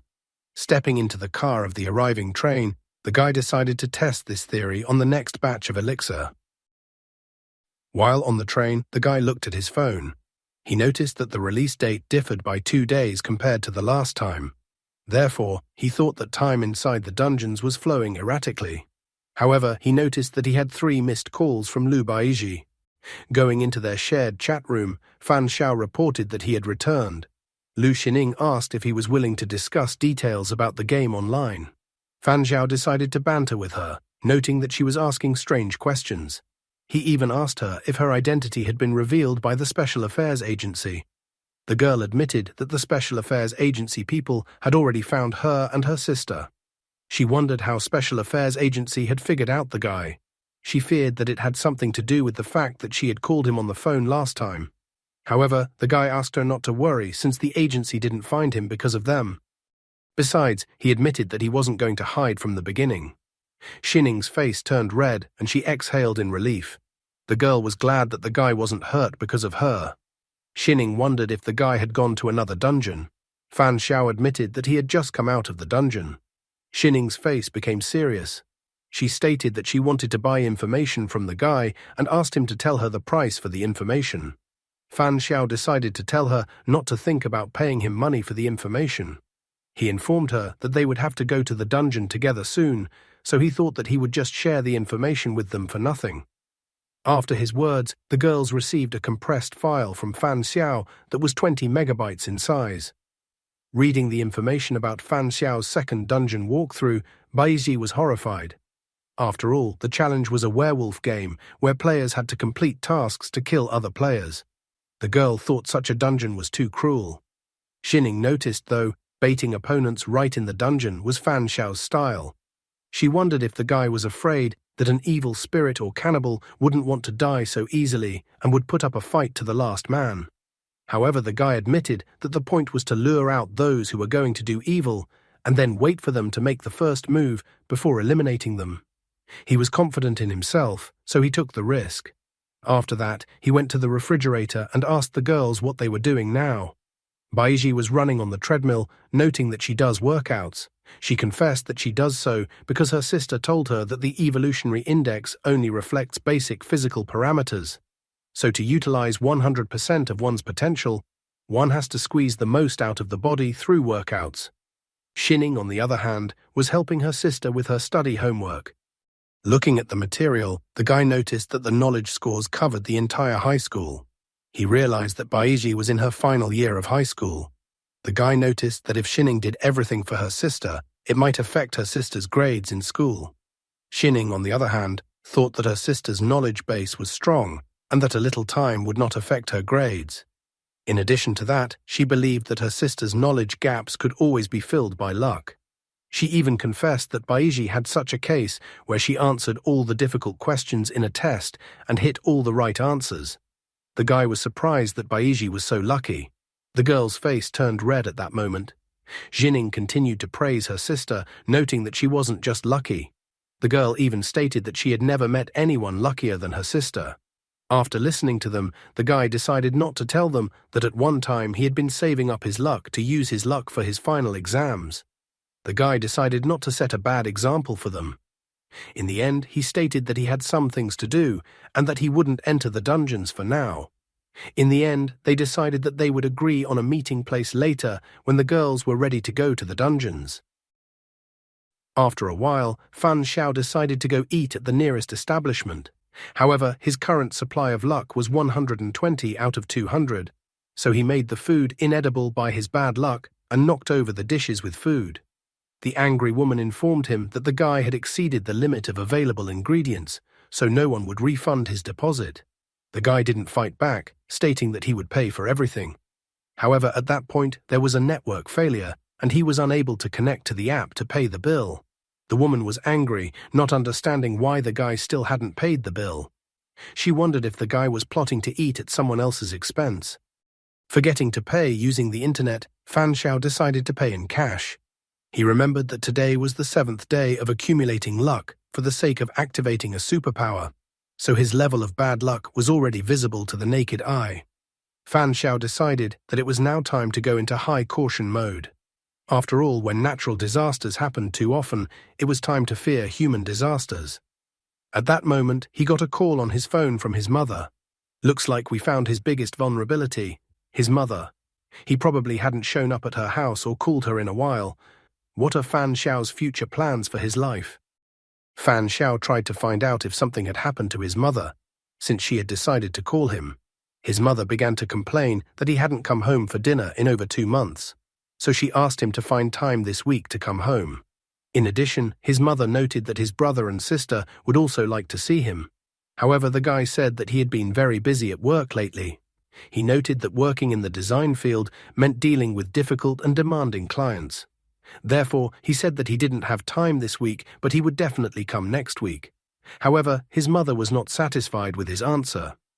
She began to complain that his job did not pay much, but for some reason, he was always busy. In the end, she said she would talk to his Uncle Song and ask him to get him a more relaxed and lucrative position in his company. She told her son not to refuse his uncle's help this time. This was not the first time Fan Xiao had had this conversation with his mother. He calmly stated that he did not need a new job because he liked his current job and did not want to change anything. His mother never liked her son's response to her lectures. Fan Xiao remembered that Uncle Song was his mother's second husband, whom she married after a month of his persistence and luck. Although he already had 2 children before their marriage, he was a kind man and treated his mother well. He thought that everything was going well and harmoniously for them, so he believed that he didn't need to worry about them. His mother continued to advise her son. She asked him to listen to her, noting that he needed to find a job that would bring in money. His passion for design would not help him in any way. In the end, he chose to simply agree with his mother, saying that she was right. Fan Xiao believed that when comparing the quiet life they could have given him and his independence, he preferred to live on his own. Moreover, he chooses to live this way, not only so that his freedom is not restricted, but also so as not to harm his loved ones while he accumulates his luck. So Fan Xiao is not just a capricious child crying about restrictions on his freedom. In the end, his mother got angry with him. She believed that if her son didn't want to change jobs, then he should at least get treatment for his illness. His mother said that she had already found a new psychologist for him and made an appointment. She explained that she would send him the phone number and address of the clinic later, telling him that he must go to see the psychologist. But Fan Xiao once again told his mother that he wasn't sick. At that point, his mother simply ended the conversation. Realizing that he had no choice, he decided that he first needed to wash the oil stain off his clothes. After a while, Fan Xiao arrived at the shopping center. He went to the restroom to wash the oil stain off his clothes in the sink. While doing so, he thought about his life. When he was 13, he accidentally fell down the stairs and hit his head. The guy didn't know if he had damaged his head at that time, or if it was something else. But after that moment, a vague memory appeared in his head. According to this memory, he had an older sister who took very good care of him. After several examinations at the hospital, the results always showed no physical problems. Therefore, he did not know why this vague memory appeared out of nowhere in his head. So, at the age of 13, the guy decided that it was not a physical problem with his body, but a psychological one. After that incident, he began to periodically visit a psychologist, undergo psychotherapy, and take medication. At 14, he realized that his bad luck and good luck were things he could control at will. At that moment, he realized that he wasn't born unlucky at all, but actually had special abilities. When he attempted to utilize his good fortune to restore his brain to its normal state, he discovered that the memory from the past was a real memory that he had been fortunate to recall after hitting his head. But when he tried to find this older sister by chance, he was unsuccessful. However, he now had a new theory. The guy assumed that his erased memory was related to players from another dimension who had come to this world many years ago, using items or abilities to change his memory. At that moment, he used shape-shifting clothes. Therefore, he made an important decision for himself. In order to survive or restore his memories, he must continue to participate in the evolution game. After a while, he finally arrived at the building where the psychologist his mother had told him to go was located. He decided to go to the psychologist today for 2 reasons. The first reason for going to the psychologist was to calm his mother down, because otherwise she would not leave him alone. The second reason was that even if some kind of disaster caused by failure occurred during the session with the psychologist, he still wouldn't be able to hide from it. Sipping tea, the psychologist claimed that he was already familiar with the guy's problem, so he advised him not to worry too much. He believed that the fact that the guy had vague memories was not so strange. The man noted that the guy's situation was just an illness, like a common cold. Therefore, he claimed that the guy's psychological illness could also be gradually cured. With a creepy smile, he said that many psychological illnesses are caused by residual problems. The man noted with understanding that he had heard from the guy's mother that he had not received enough attention as a child, and that this was probably why the guy had invented an older sister who replaced his parents and fulfilled their role. He asked whether, in the guy's memories, his older sister had been very caring and whether she had looked after him. Fully understanding what the psychologist was hinting at, the guy decided to help him. He said that his older sister had taken good care of him and protected him. Having received the desired response from the guy, the man began to wave his arms around vainly, noting that this was the root of their problem. He believed that the guy had decided to fill the lack of parental attention with a fantasy about a caring older sister, which led to the appearance of the older sister. Therefore, he argued that if the guy wanted to get treatment, he had to start with the root of the problem. To do this, the guy had to realize and accept his shortcomings and those of his parents. With a creepy smile on his face, he said that the guy needed to acknowledge reality on a conscious level and accept his past. The guy said that the plan sounded pretty simple. However, the psychologist said that this was only in theory and that the process itself required medication and psychological therapy. Therefore, the man advised the guy to start by drinking the tea in front of him. As soon as the guy drank the tea offered by the man, he immediately sensed something was wrong. Fan Sao noticed that Master Antidote had taken effect, which meant that the man had added something to his tea. However, the man clearly did not know that poisons did not work on the guy, so the guy decided to try what the man had added to the tea. After drinking the tea, he realized that truth serum had been added to it. The guy had received this drug as a reward for completing a dungeon, and he had tried a little bit of it then, so he immediately recognized the taste of truth serum. However, he was curious as to why an ordinary psychologist would spike his tea with truth serum. Looking at the smiling man in front of him, the guy realized that his failure had once again led to a human catastrophe. In the end, he decided to see what the man had in mind. The man became more confident, asking if the guy had anything else bothering him besides his memory problems.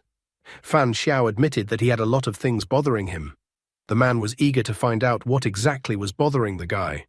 Fan Xiao admitted that he is always lucky in everything he does. For example, he explained that he bought a lottery ticket for the first time and immediately won the grand prize. He also admitted that he learns everything very quickly, not only knowledge but also skills, and in many areas. However, the doctor decided to interrupt his boastful monologue. The doctor was amazed. Was this guy some kind of chosen one, or was he just bragging? The man continued to press him, asking if the guy had noticed any changes in his habits. He was curious to know if the guy's appetite had increased recently, but the guy categorically replied no. The doctor continued to question him, asking if the guy had any desire to attack small animals because of hunger, but the guy again answered in the negative.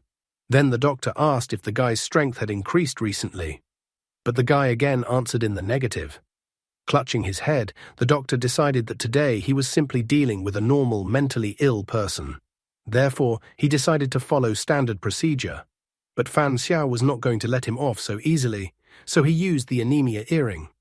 At that moment, a small cut appeared on the shocked doctor's face. Standing in front of him, the guy smiled, making no attempt to hide his intentions. The doctor was shocked to realize that he was facing a player.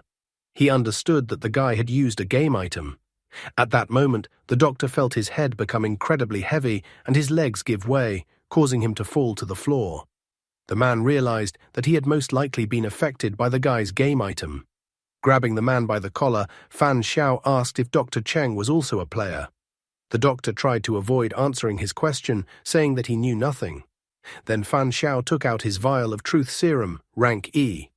He understood perfectly well that the doctor seemed to have mental resistance, so he decided to increase the intensity of the truth serum. And then he poured the truth serum into the man's mouth. The man who had been resisting him just a moment ago collapsed to the floor again. Noticing the man's empty gaze, the guy decided that the truth serum was working. He was going to loosen his blood control so that the man would tell him the truth. Looking down at the man, Fan Xiao asked if he was a player. He also asked what rank he was. The man admitted that he was an E-rank player. Fan Xiao was curious as to why the man was looking for players. The doctor admitted that they were looking for players and that evolved were also their target. The guy was surprised because, based on the man's words, there was an entire organization behind him. The doctor said that many evolved suffer from mutations, but hospitals cannot find the cause of the problem. Then the evolved turn to psychologists, and players often fall into PTSD after quests and also need help. The man admitted that using his cover, he had already found 3 evolved and 1 player. Fan Xiao realized that they were simply baiting players and evolved. He realized that if someone from the Special Affairs Agency had been standing in front of him, they would have recognized him immediately. However, the man worked for another organization created by the players themselves. This organization found and caught players who were not affiliated with any organization. In the end, he picked up his phone, deciding that he needed to video record the interrogation he was about to conduct so that the Special Affairs Agency would be aware of the situation. What would his investigation of an organization made up of other players lead to? Fan Xiao asked the doctor what the purpose of their organization was. The man admitted that they were rounding up players to breed them like cattle. They used special items to hold players' loved ones hostage. In this way, they forced players to go to dungeons again and again, after which the players would give them all their dungeon rewards they received. Fan Xiao was curious to know what kind of item they were using. The doctor explained that they were using a D-rank item that belonged to their boss. It was enough to touch a person and thus tag the person. Subsequently, using this item, it was possible to remotely make a marked person die of some disease. However, the doctor admitted that the power of this item worked only on ordinary people, or on evolved with a low level of evolution. The item was completely useless against evolved with evolution above 7%. Fan Xiao decided to clarify that since their boss had a D-rank item, was their boss a D-rank player? The man admitted that he was, and that their boss had gotten into the evolution game from the very beginning. A month after the game was released, he had already become a D-rank player. The guy was curious what became of the 3 evolved, and the player the doctor found. The man stated that 2 people refused to obey, so the boss killed them and their families. The other 2 people had disappeared after the last dungeon trip, so he assumed they were dead. As he continued filming his interrogation of the doctor on his phone, the guy noticed that parasites like the doctor and his whole gang were everywhere, so he wasn't surprised by that. The guy started trying to find out if their organization had other methods of finding players other than the doctor looking for players. The man confirmed his hunch. He said that they often encounter players from the same world in E-Rank's dungeons. Therefore, they pretend to gain their trust and get the necessary contacts. In real life, each member of their gang had their own method of searching, but they all weren't particularly effective. He thought his method was the most effective. Fan Xiao exhaled quietly. He had not expected that an ordinary visit to a psychologist would turn out like this. The guy clearly realized that his losing streak during his luck accumulation had once again broken the record. Fan Xiao tried to find out how many members their organization had. The man revealed that there were 6 official members in their organization. In addition to the official members, there are 12 other evolved and players they've raised. After that, the guy told the doctor to tell the doctor everything he knew about the other members of the organization, including their boss. After much discussion, Fan Xiao decided that the material he had received was enough to inform the Special Affairs Agency. Therefore, he stopped videotaping the man. With a sly lick, he was going to go about his business now. Leaning closer to the man, he tried to find out what items the man had and what those items were capable of. The doctor obediently revealed that he had 3 E-rank items. The first item was the extreme electroshock therapy. The item stunned for 3 seconds if the evolved had an evolution level below 20%. The second item was flaming shackles. Automatically binds the enemy 10 meters long. Third item, weather puppet. Predicts the weather for a week. After that, the guy ordered the doctor to take out the items and hand them over to him gratuitously. However, the next second, he was surprised as the doctor no longer showed the same submissiveness. The doctor managed to get out of the control of the potion and immediately summoned the flaming shackles item. Jumping aside slightly, the guy was amused that as soon as the doctor regained consciousness, he instinctively tried to use the item. The man was incredibly angry that the guy didn't have an innate ability. He even furiously asked if the guy was a cannibal player. However, the guy didn't bother to answer his question, but only snapped his fingers. The man's legs instantly went under and the flame shackles item fell out of his hand. After the man fell to the floor, Fan Xiao warned him that if he just thought about it, the man would explode. After that, the blood would scatter all over the walls and the body wouldn't even be able to be collected. Therefore, he pointed out that if the doctor knew what he was talking about, then the doctor shouldn't do anything stupid. After that, he snapped his fingers again, authorizing the doctor to use the upper part of the body. The guy then told the doctor to get his items and waive his rights to them. The doctor stated that the guy was incredibly strong, so he was willing to surrender. But he didn't like the idea of giving the guy his items, so he told the guy to forget the idea. Looking at him, the guy was extremely disappointed to note that the doctor was incredibly brave, who wasn't even afraid to die. At the same time, his right hand was enveloped by a red aura, which greatly surprised the doctor. The man immediately started making excuses that that's not what he meant to say at all, and that the guy had misunderstood him. He decided that he could bargain. The man noted that if the guy guaranteed him that he would survive, he would then give him all of his items. With a red aura enveloping his arm, the guy approached the doctor with a sinister smile. The doctor pleaded for the guy not to kill him. He even shouted that he had an incredibly lucrative offer for him. The guy just had to believe him. Fan Xiao began to mock the doctor, noting that the doctor was so nervous. Also, the guy never said that he would kill him. Afterwards, the guy admitted that the items the doctor had, he didn't really care much about them. Even if he took the items from the man, he would immediately sell them to the system, earning him some in-game coins for the items. The man tried to find out his fate, what the guy was going to do to him. What was his surprise when the guy stated that criminals like the man could be dealt with simply, so he would turn him in to the police. Showing his phone, Fan Xiao reminded the man that he had already taken all the necessary evidence and videotaped the man's confession. So the man had said everything he could about himself with his own mouth. Next, the guy was going to contact Special Affairs Agency. Special Affairs Agency would take care of the man, so he saw fit to tell the man not to worry about anything, because he was not going to kill him right there. However, he pointed out that such a plan would only be implemented after the man gave him his items. If the man refused to give him the items, he would first take the man's life and then report the incident to the Special Affairs Agency. He will report to Special Affairs Agency that the man resisted, and he will accidentally deal with the man. The guy found those options pretty reasonable. The man was crushed by what he said. He stated that the guy had previously claimed that he was not interested in his items, but the guy had only pointed out that even garbage could find a use. He then informed with a sinister smile that the doctor had seconds to make a decision. He immediately started counting down. The doctor began begging him to stop and not to involve the Special Affairs Agency. The man, in a panic, even stated that he would introduce the guy to his boss. After all, the guy is so strong, so he was sure that the boss would want to accept him into their organization. Then the guy together with them will be able to get a lot of evolution items and potions. However, the guy was adamant on this point and stated with a smile that the doctor had 6 seconds to make a decision. The doctor tried desperately to change the guy's mind. He wondered if the guy was completely uninterested in temptation. The man was suggesting that the guy think about capitalists.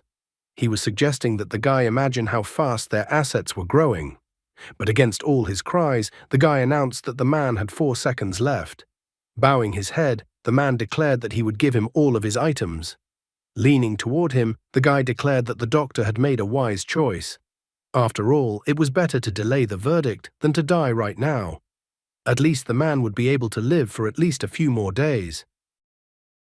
Soon many cars arrived at the psychologist's clinic. The guy was surprised that the Special Affairs Agency had arrived so quickly. Duruo appeared in the room and wondered if the guy was under the curse of bad luck.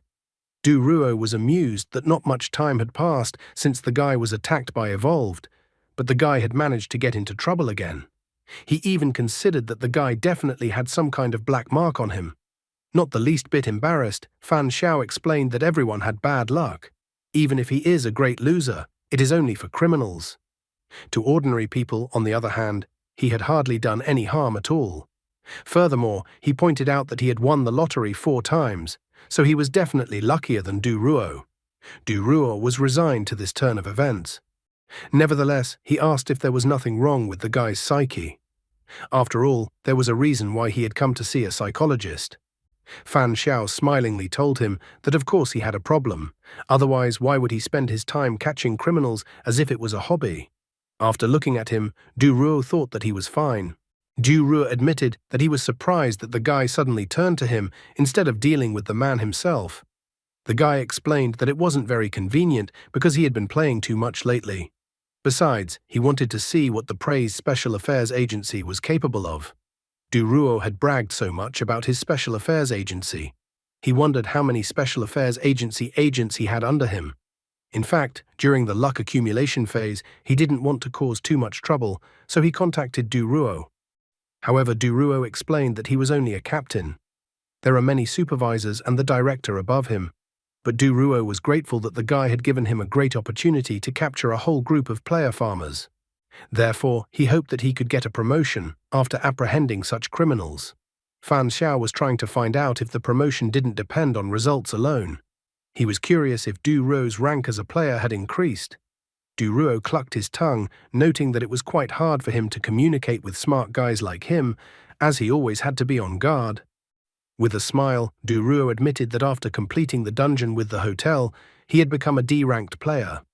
After hearing about D-rank, the guy tried to find out if anything had changed. Then Duruo shared that the most important thing was that the access area, or simply put the map, had expanded. E-rank players could only move within stations, trains and dungeons. Starting with D-rank, players could move freely. For example, after completing a task, a D-ranked player was not forcibly returned to the station by the system. It was up to the D-rank player to decide whether to stay or leave. The guy tried to find out what was outside the dungeons and if there were other world areas. Duruo explained that the dungeons were tied to certain world areas. It wasn't 100% information yet, as there wasn't much data yet. When a dungeon is completed, and the space is no longer isolated, a player of D rank and above can leave the dungeon to go to that particular world area. Fan Xiao tried to find out what the world area was. He even wondered if it was a paradise or a magical world.